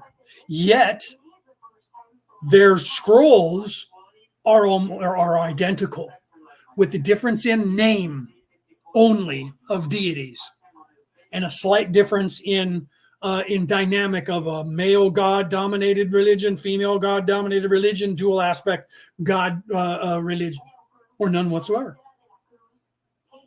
But when you look throughout all of time, they're all identical. They must have borrowed from each other. Now all of a sudden they knew each other. So before that, everybody said they never talked to one another. Well, then how come they're all the same? Well, then they must have talked to one another. Do we have any proof that they talked to each other? Let's talk about empirical stuff. Is there any empirical proof that they talked to each other? Well, no, there's not. Well, wait. If there's no empirical proof that they talked to each other, how did they come up with the same exact creation stories from around the world? Not, okay, the Mesopotamian scroll. That's the oldest scroll. The Mesopotamian people claim that scroll was an Akkadian scroll from 1100 years prior to that. That's the Greeks. Look it up. So what everyone claims is the oldest scroll on the face of the earth, that scroll by the very people said that scroll was 1100 years older and it was Akkadian. When you go to the Greeks, the Akkadians, and say they said that scroll, well, yeah, we have a version of it where the gods' names were changed, but it's the exact same story. Well, so then you guys invented that and they borrowed it from you. No, we didn't invent that. We got it from the Egyptians. Really? Yes, and the Egyptians said it was based on a scroll from before that. So then you go to the Egyptians and you say, they said the Mesopotamian scroll was Akkadian and they said it was Egyptian. And they're like, yeah, we would love to take credit for that and say that we invented that and it was part of our religion, but that came from a society that lived here 75,000 years ago that is still remnants of their religion that we still now have. So very quickly in the academic world, from 2012, 1948, when they found the Dead Sea Scrolls and found that scroll, but in 2012, when they said the Anunnaki, that scroll was the ancient, most old scroll on the face of the earth. Come forward 12 years to now, we know that scroll was an Akkadian scroll, then that scroll was an Egyptian scroll, and the Egyptians said it came from the people who lived in Turkey, that was their point of origin. They disappeared 75,000 years ago. And there's more scrolls that came from those people that made it out through Egypt during the Exodus with Moses, and that Scottish monks and Irish monks got a hold of the scrolls when they made it over to the land of milk and honey, back with the Israelis, the Jews going back. They got a hold of the scrolls, got copies of them, and took them back to Scotland and Ireland. And they are added. You can read the Colburn Bible, the first 6 books of the Colburn Bible, and there's a distinct difference, and you will see when you read them, are scrolls that came out of Egypt with Moses and those people, the Jews, the Hebrews, when they left during the Exodus.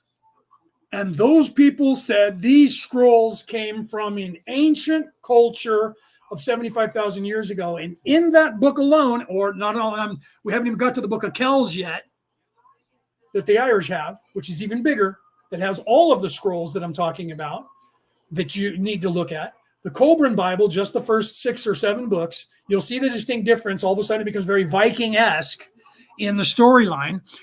Tells of 2 or 3, it's been a while since I read it, destructions of the earth prior to the deluge. Prior to the flood, there were more destructions of the earth. And this tells about them. Oddly, the story that the Vikings have, that is their origin story, talks about Sutur, the destroyer of worlds.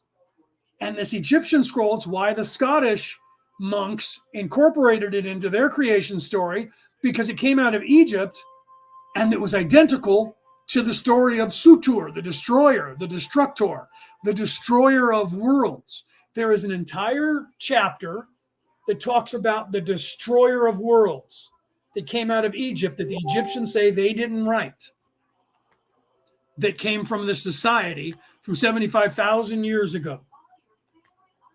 And we now know they built Stonehenge, and we now know that they were from modern day Turkey. And you know of them because there was this over there in Turkey is this entire city that was buried on purpose that we have now dated. The History Channel talks about it all the time in the Ancient Aliens. That literally it dates back to 75,000 years ago that it was buried then. Why? It was warning about all kinds of prophecy that was going to happen. And that is going to be in my next book, not the one that's coming out this year, but the one that'll be coming out after that. I mention it in the book that's going to be coming out this year, which is called The Reality About Reality, Returning to the Old Ways. That'll be coming out before Christmas this year. Okay. Literally, I just got it done, edited, and now it's moving into the next phase so we can get it into print. Okay.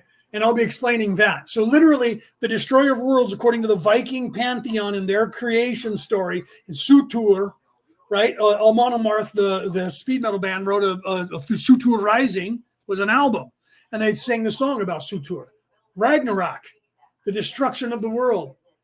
So the Viking religion already knew about something that happened more than 10,000 years ago on this earth. And other religions are telling the same story. So when you're a theologian and you're comparing these things, you start to realize that. I'm going to be writing about that in my next book. So the point of this is this, okay?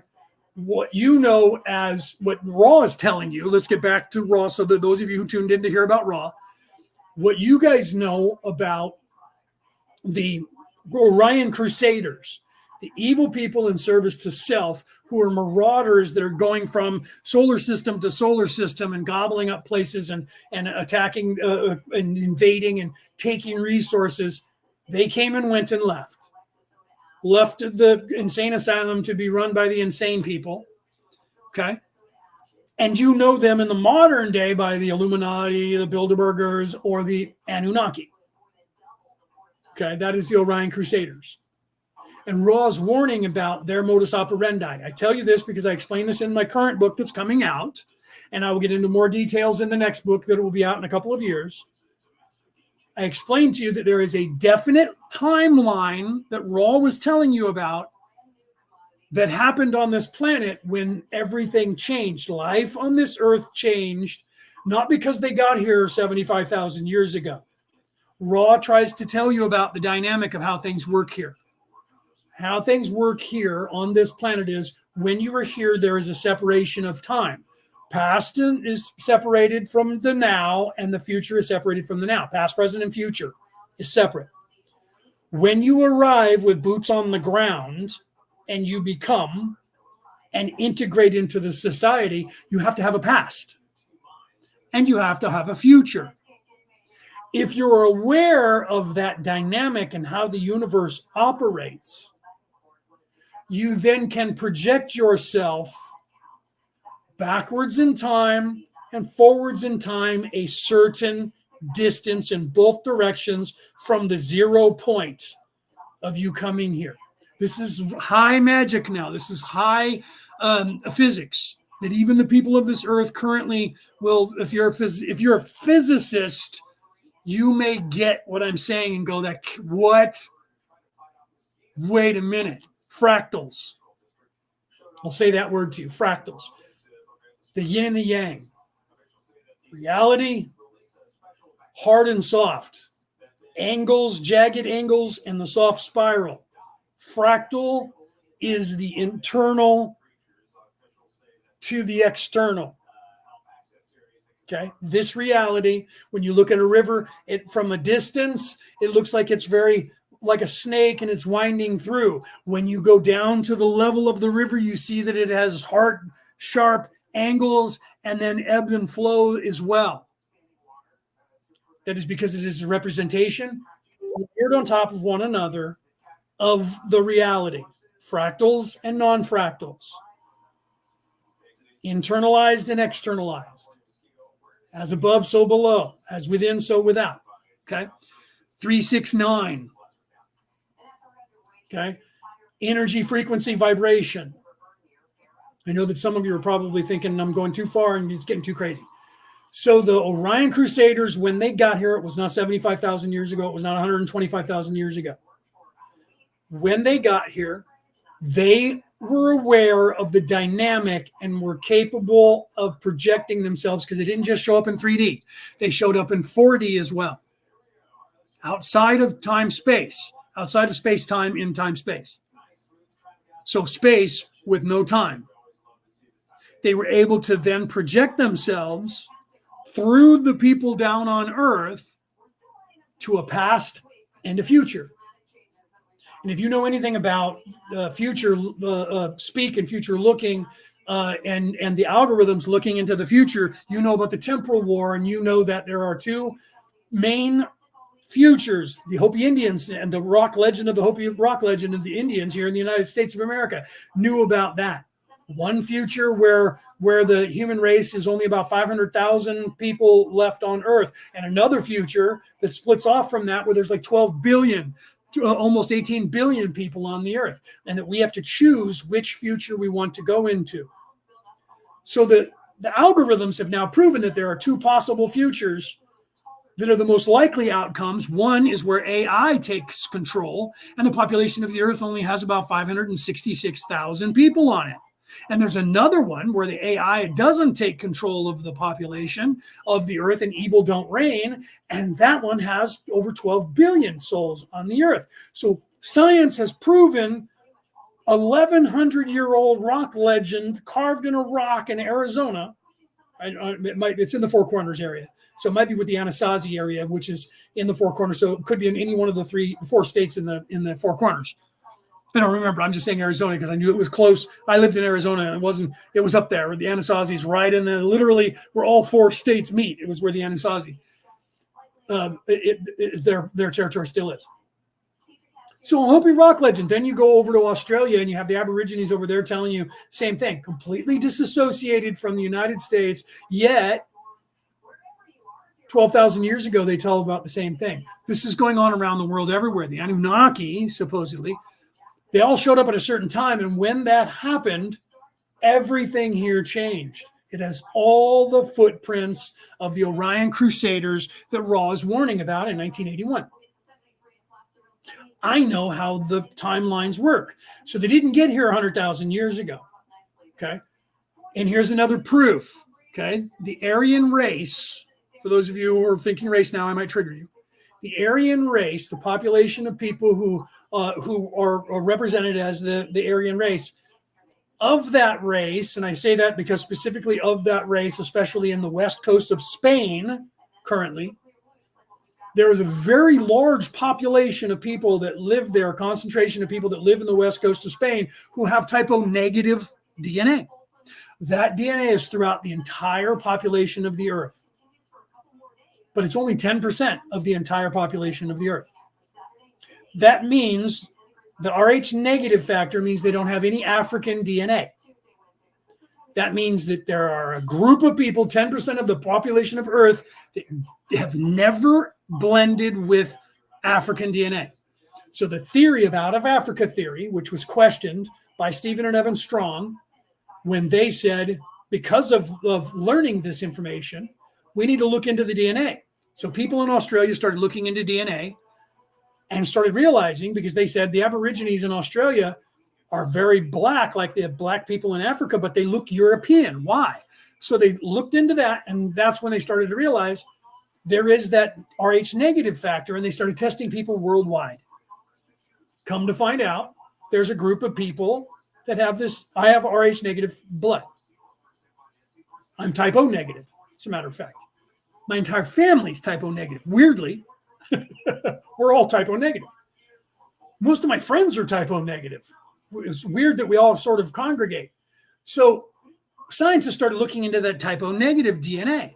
They came up with, not looking for alien theories from ancient aliens, they realized that people with the type O negative DNA, that DNA that's type O negative, only goes back 10,000 years on this earth. They cannot find it before that.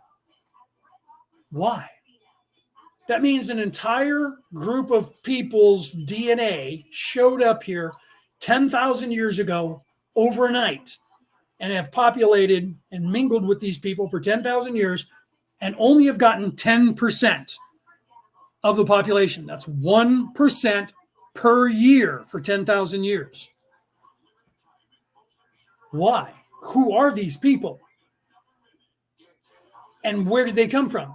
And the majority of people with type O negative DNA are in fact Aryan, white. Not all white people have type O negative blood or the Rh negative factor. But the majority of the people are of Aryan descent on this world. But the DNA is scattered throughout everywhere. Well, Aryan people have gone everywhere and bred with everybody, especially us Irish. We breed with everybody, but I'm also Scandinavian. So the DNA is blending in and outward, but the origin is Viking origin 10,000 years ago and not before that. Why is that important? Because of the Patal. If you guys know a certain person who talks to the Andromedans, the A's, Alex Coulier, he's been telling you about the Andromedans talking about the Patal. Okay? The Patal are a group of people who have come to this planet looking for a planet like this one that has fallen to come die on this hill, because they are the greatest as a military force at infiltrating a planet, descending and becoming wanderers and infiltrating a planet to defeat the evil and right the wrongs and fix a planet that has been stuck by crusaders, evil people trying to conquer a planet. And they're the best at it in this universe or in this galaxy, the Milky Way galaxy. And they came to Earth. And according to aliens, before they knew the DNA was only 10,000, 11,000 years old, aliens were telling Alex Coulier 30 years ago that this group of people called the Patal came to Earth. And what he doesn't realize is that if you come here and get boots on the ground, as above, so below, you have to have a physical representation of who you are, because you represent a DNA that is coming to the Earth. So whether people physically came here in spaceships and landed and got out and started breeding with other humans, or whether they came here as souls and were born into bodies, there has to be a representation of that race in the physical plane that is a spiritual down here on Earth. Hence the reason that people see gray aliens and people see draconians, because there are people here who have that DNA. So some of that has to be represented on the Earth. This is how the universe works. I might lose some of you, right? And I apologize if I do by saying this, but I'm giving you as much information as my unlocked mind, as my unveiled persona can, that Ra could not give you in 1981. Because if you were alive in 1981, go back in your memory and think about if somebody spoke like I'm speaking now in 1981. No one would believe me. Alex Coulier had a hard enough time in the 90s, 10 years after Ra had said this. And coming forward to now, Alex Coulier still has a hard time telling what he knows and what he gets from these aliens. But it's beginning better because people are now more awake and can understand. Drumvalo Melchizedek. I'm a Melchizedek, I just don't use the title. Drumvalo does. Unveiled and has been trying to tell you this stuff since the early 2000s, mid 2000s, into 2012. By 2012, he left all the people behind, all these scientists who were trying to use him for evil. He stopped and he went to Sedona, Arizona. I've never met him in person. I would love to. And he stopped working with all these people. I stopped in the 90s because I realized what Drumvalo realized in 2012. I realized it in about 1997 when I was 30. And I broke away from all of these people and did not let them use me anymore. And I didn't become the physicist. I have two nephews that probably will. One is already, I believe, going to work for NASA, my brother's kids. And the youngest one just got himself into college out here in California. And when he goes through that, by the time he's in his mid-20s, like his brother, he'll probably as well maybe go to work for NASA. Okay. And the day that my nephew graduated, my brother said to him, son, you've now graduated and you have this degree. You could go to work for NASA and work on rockets. And he said, yeah, I fucking hate rockets, Dad. He says, what? Pardon my American. He says, what do you mean you hate rockets? And he says, I want to know the real technology that we have. He says, do you want me to believe that we're still working on a rocket engine that was invented in 1895, that was perfected in 1938? That's all we have almost 100 years later? He says, that's absolutely insane.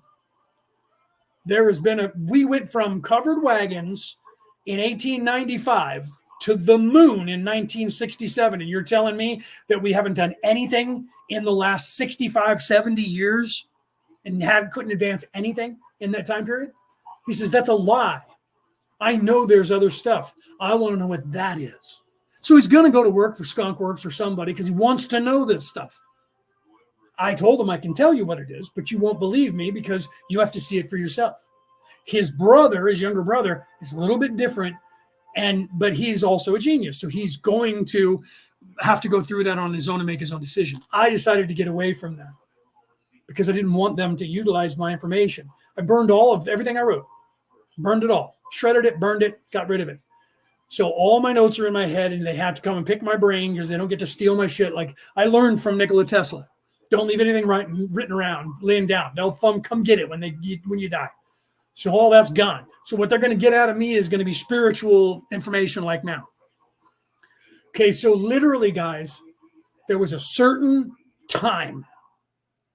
These people at Angkor Wat and Sacsayhuaman and Machu Picchu and around the world, they're trying to show you this. And over there in Turkey, they buried an entire city where they saw the future and carved it all out for us to decipher in the future and then buried it on purpose. And they now know that was buried about 75,000 years ago. Does that mean the Anunnaki got here 75,000 years ago? From our perspective, yes. But from our perspective, to graduate, Ra said this, from our perspective, to graduate to the sixth density is 7 billion years from now. But that's our perspective because time is separated here. When you get outside of the third dimension and move into the fourth and the fifth, and especially in the fifth and the sixth and up, there is no time dilation. Everything just happens now. Time is only the distance it takes for your physical body to go to one place, from one place to another. But you transition into the spiritual and become energy by the time you're halfway through the sixth. So you no longer need to move. Ra, when they came here, they talk about this, when they came here 11,000 years ago, there's that number. Do you see that number? 11,000 years ago, when Ra came here and built the pyramids, they claim, the one in Giza, they claimed it was 11,000 years ago. In 1981, they claimed that. There was nothing about the DNA. 10,000, possibly 11,000 years old DNA showed up here, and we didn't know that until 2012. They didn't announce it to the world until 2014. So they couldn't have known that. Carla couldn't have made that up. 11,000 years ago when they came and gave the information and helped screw the place up, and they have stayed here ever since. Okay? They didn't come here physically. They came here projecting them with their minds, like we would astral project, and then made physical bodies in this matrix, this computer programming, made physical bodies so that we thought they were real and that they were here. And have said that. We weren't actually there, but we had a physical representation that we created, a construct that we created so that people thought we were solid and thought we were real. My point of telling you that is when the Anunnaki, when the Orion Crusaders got here, they knew that there is a time dilation, and they counted on that, and they went backwards in time and forwards in time, backwards in time being the most important. And they made changes to the global society backwards in time. This is if you watch Star Trek, The Next Generation back in the day, the Borg did the same thing. They went backwards in time to change and stop first contact so the humans would never be advanced so they could assimilate them. That story comes out of that. If you ever watched the Fifth Element or saw the old cartoon of Heavy Metal and Heavy Metal Part 2 back from the 70s, the Fifth Element, the same thing was reoccurring. Backwards in time, now and forwards in time. So they knew that there was a time, this is the temporal war. You should look that up. There's a lot of people talking about the temporal war. There's a time dilation, so there's a war that's going in the past, in the present, in the future, and everywhere in between a certain timeline that is 11,000 years. Why is that important? Alex Collier, back in the 90s, is contacted by the Andromedans. They said in the 1990s that approximately 8 to 12,000 years in the future, we sensed a ripple in the force, as it were, a ripple in space and time and traced the origin of this evil ripple in space and time. And we found that the origin is this planet. Alex Coolier, you can look him up and listen to him speak from the 90s. And come all the way forward to now on his, I've never met him, so I'm not endorsing him, like I'm not getting paid by him to tell a commercial. I'm talking about Alex Coolier because the information that he's giving, I know is legit. Because I know, and I'm showing you the timeline correlation. 11,000 years is a very important timeline. That means that somewhere halfway from 11,000 years ago was when people got here. Okay. So we're looking at about, what is that? 11,000 years, half of 10,000 is 5,000 years ago. Let's look at what if it's double that? Where does that go? And what are the cycles on this earth? I'm going to explain that more in the book that's going to come out in a couple of years. Okay, we got to get the first one out that's going to be out this year that you guys need to hear about. And those of you who are Law of One fans, you're going to get the book more if you study the Law of One. If you're a Alex Coolier fan, you'll get that portion of it, so you'll get the book. I'm not basing this information on those. When I was talking about this, when I was putting my book together back in 2017 and starting to write it then and talking about it on air, a friend of mine, she said, dude, that's the Law of One. I said, what is the Law of One? She said, you've never heard of the Law of One? You need to read these books. She told me that information. I got off the air that day. And at the same time, what's his name? I can't think of his name right now. I always forget his name. He was on Ancient Aliens, and then he went on to Gaia, and he had a show on there, blonde hair. Now he's independent. I can't think of his name right now. He was taught, and he knew Carla and lived with them.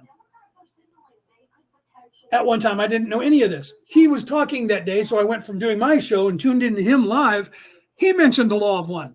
So I said, I need to look this up. So back in 2017, I looked up the Law of One. I read the 6 books and said, oh my God, I was writing a book that I was calling The Way, not even knowing that the Tao Te Ching existed, the book of the Way.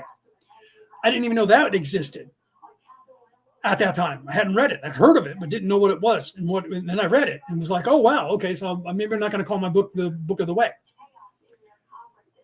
So I didn't. So I'm calling it The Reality About Reality, returning to the old ways. Because the old ways were the way that people knew about what was going on and how to ascend. And when the Anunnaki, the Orion Crusaders, got here, they went backwards in time as far as they could go and changed everything and corrupted the religions and made all of the gods of all the religions who were wisdom gods, made them the devil and evil.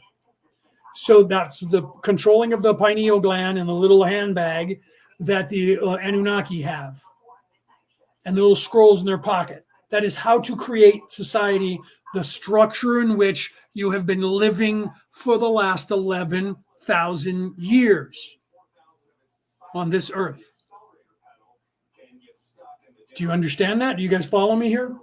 I know I'm not looking at the chat, so you guys might be asking me questions, and I apologize. I wasn't exactly thinking I was going to go on this long, and now I'm going on longer than I wanted to, so I'm going to have to get off of here. But I'll be back next week, so I apologize if I'm leaving you guys right in the middle. I'm not doing it on purpose. I'm doing it because I've been on here since 3, and it is now 20 minutes to 7, and I have a mother who is 79 years old that I have to fix dinner for and take care of. So I do apologize to all of you out there that I'm going to cut you off now. And some of you may have just got here and went, what? No, dude, don't go anywhere. I'll be back next Friday. We'll go on to the next session. We'll talk there. But if any of you have any questions before you guys jettison and take off, if you're here on Facebook, we have a group, Orion. I'm on a group on Orion Rising, but you're on a link of that.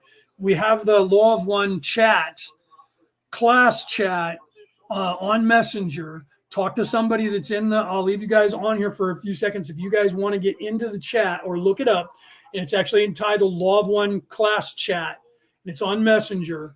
If you guys want to get into that, get a hold of me or somebody else that's in the audience now they're just, please add me.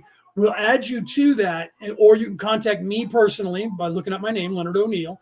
If you're on a link to me, you can click on my name, and I'll get you into that chat. If you guys have more questions, that you wanted to be part of the conversations that we have when I'm not on the air, that is up 24 hours a day. And there's conversations, because it's around the world. There's conversations that go on in that all hours of the day and night.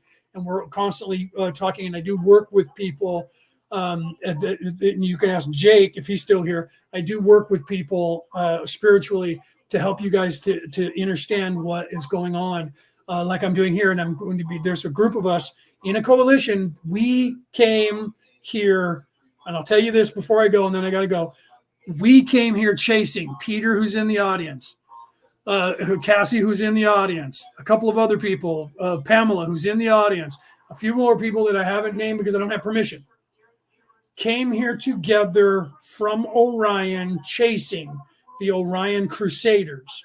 We are part of a coalition that you might have heard of. It's usually when I mention it, you go, wait, I know that coalition. It is called the Orion Coalition of Light. Those are the boots on the ground down here.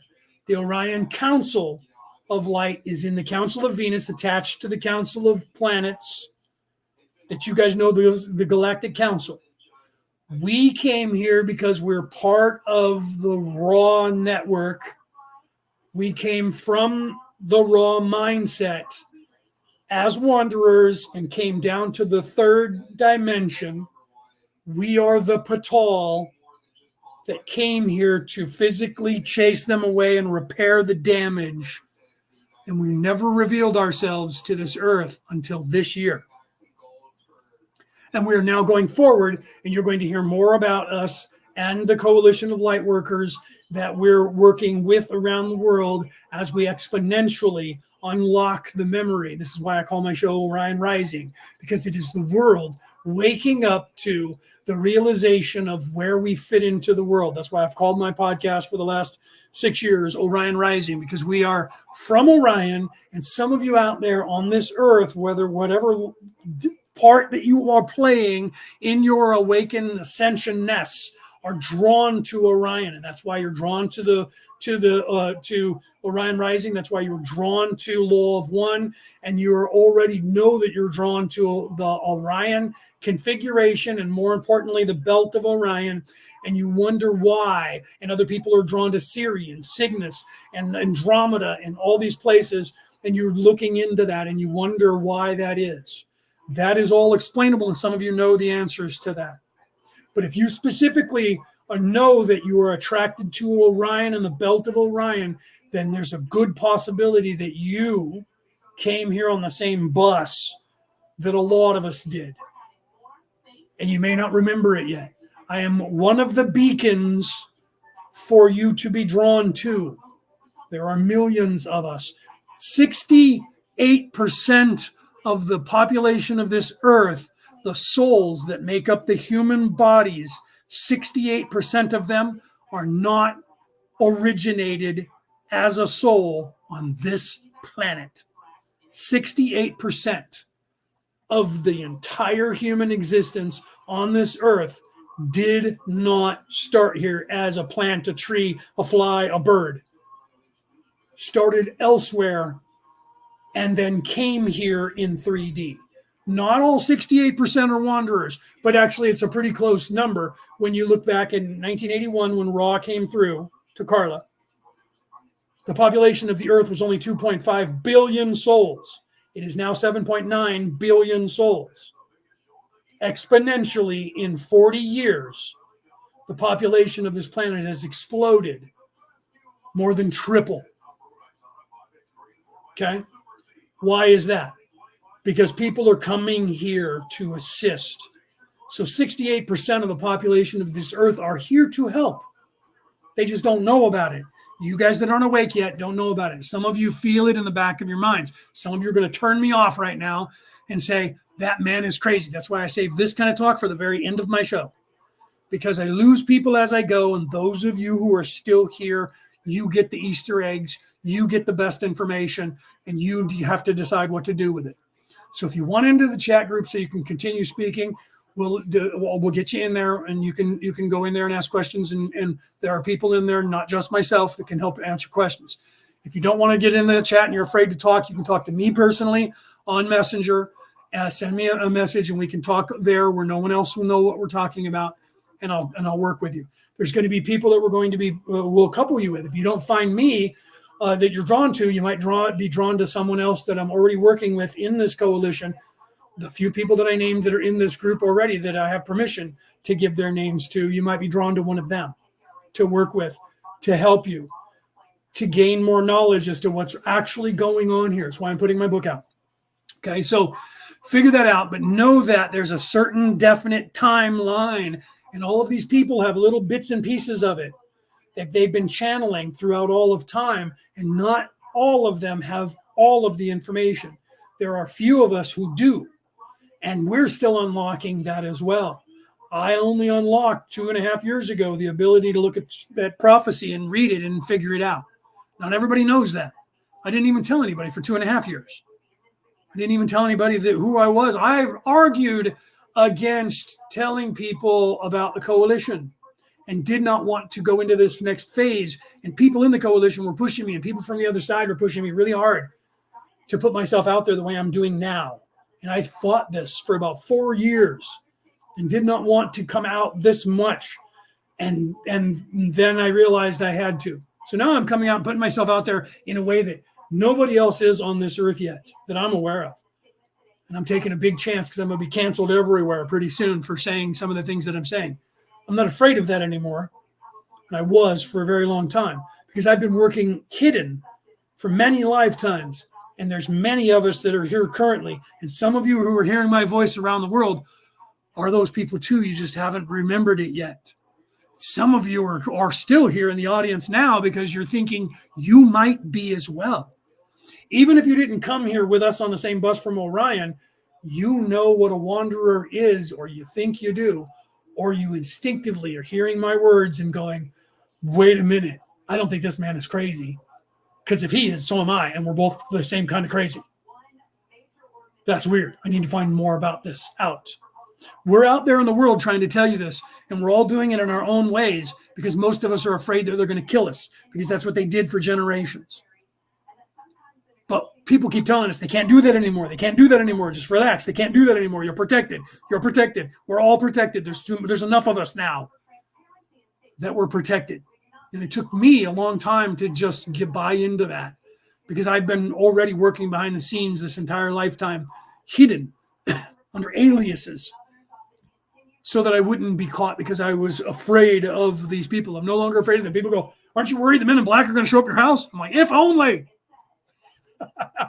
What are they going to do? We'll kill your mother. She'll be doing her a favor. She doesn't remember. So if you kill my mom, it's only helping her. I might be being cruel by keeping her around right now to give her dignity because she doesn't have any memory anymore. She does long term, but she doesn't remember most things. Okay? We're going to kill somebody in your family. Most of my family have already made peace with God. And if they die, they know where they're going. So they're not worried about that. So they got nothing on me. We're going to cancel you. Did it? Google deplatformed me and knocked down more than 500 episodes of my show off of Google. If you're listening to me right now on Facebook or on YouTube, the channel that I have up, you can look at it. It was an alternate channel, and I'm just now starting to go live on there for the last few years. More than 500 episodes of my show during COVID, I got deleted because I was telling about COVID. And all the things I said was conspiracy theories are now checked off as reality, along with everybody else that was talking about all that craziness. All right, guys. I love you guys. I got to go because I got to get dinner for my mom. It's now 10 minutes to 7. I got to get dinner for us. So I apologize that I gave you guys some highfalutin craziness right at the end. I didn't do that because I was trying to leave you with a cliffhanger so that you would come back. I was trying to get out as much information as I could, and I started channeling what I could say, and I just ran with it and kept going. So I apologize if I blew your freaking minds, but know that this is what I'm here to do anyways. And I'm going to do that when my book is going to psychics.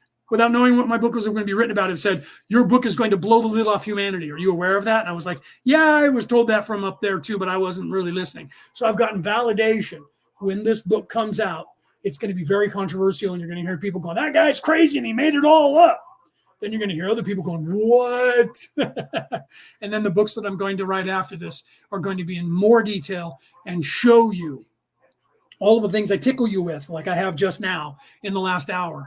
All the things I tickled you with here is stuff that I talk about in the book. It's called the reality about reality, returning to the old ways. It'll be on the market for everybody to read in the next probably 90 to 120 days from now. It just got done being edited, and we're moving into the next phase of putting everything together to get it into print. So however long that's going to take me. I gave them the manuscript back in September, and we started working on it then, and then editing, and the editing took almost 90 days to edit. So I don't know how long it's going to take. I'm being optimistic. I rushed the other books out that I put out prior to this, and those books weren't edited properly, and they look like shit, and they look like a fifth grader wrote them, and they were written for people with a fifth grade reading comprehension. This one's not. This one's going to be a little hard to read for some people who have a low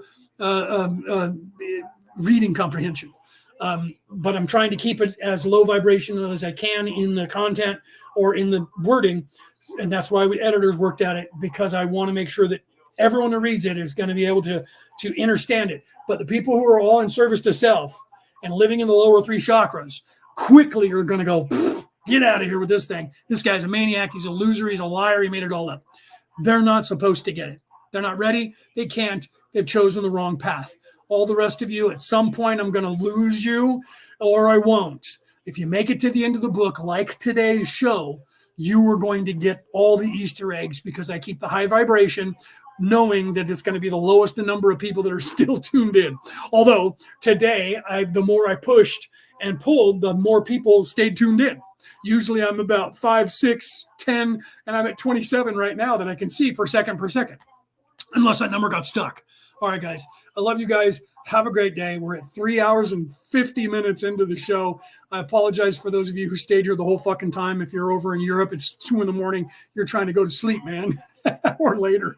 I apologize. Those of you who are in Australia, it's now 10 o'clock in the morning, almost noon for you guys. Those of you who are here in the United States or the North American continent, you guys are still in a zone where you can be okay. I'm in California. All right, guys, I love you. Have a great weekend. I will see you next week, or I'll see you in one of the chats, or you guys will contact me directly. And if you're on the MP3 broadcast around the world, where you got your broadcast, you can find me on Podbean. That's where I pay them to put it out to all the other apps. Or you can look me up on Facebook or look me up on YouTube. And I think I have my email address set, so you can message me. If you're on Twitter, just message me there. I check Twitter. I'll check Twitter. For those of you who are listening on Twitter, if you want to talk to me, message me on Twitter. And I will find that, or you can come to YouTube or Facebook and message me there. But either way, you guys can get a hold of me somehow. If you can't, I apologize. I'm gonna, when the website gets up for my book, and we get the website up for the coalition, and we get the platform up for the coalition, I will make sure that we have a platform. It's what it's for you guys to be able to reach us and talk to us and come and learn. We're going to set all this up in the next couple of years going forward, this year and the next. We're ramping it up. We just had to wait for things to be at the right place for us to move into this next phase. And they were forcing those of us who are still hiding to come out of hiding. And now that we've all bought into this, we're just kind of getting our footing to really blow this up and show you guys who we are in the world. Which we've been hiding. So we also have the page on Facebook of the Orion Coalition of Light. And you can go there, and if you go there, it's a private group, so we can get you into there as well. We already set that up on Facebook, and it's not really overly populated yet. There's only, I don't know how many people are there. I think there's less than 100 currently. I don't know for certain. Don't quote me. There might be like 1,000 or something, 1,100 people there. Or is that number 1,100 again? 11. Look up that angel number. That's a number for you guys to look into. You should look into that, right? 11, 22, 33. That's my birth number. I am a 33, which is my literally ascended master. Jesus was a 33. Crazy. I didn't know what that even meant until the oracle said, "What is your life number?" I don't know what even that is. When were you born? Give me the date, the time, the month, the day, the date, and the time. And I gave her all that. And she said, "Oh my God, you're a 33. Do you know what that means?" I'm like, Nope. This was about 5 years ago. Nope. What does that mean? It means you're an ascended master, like the highest level ascended master. I'm like, oh wow, okay, didn't know that. Okay, I'm all right with that. Well, now I get it, right? I do actually understand it now. I understand it more. All right, guys, I love you. Have a great night.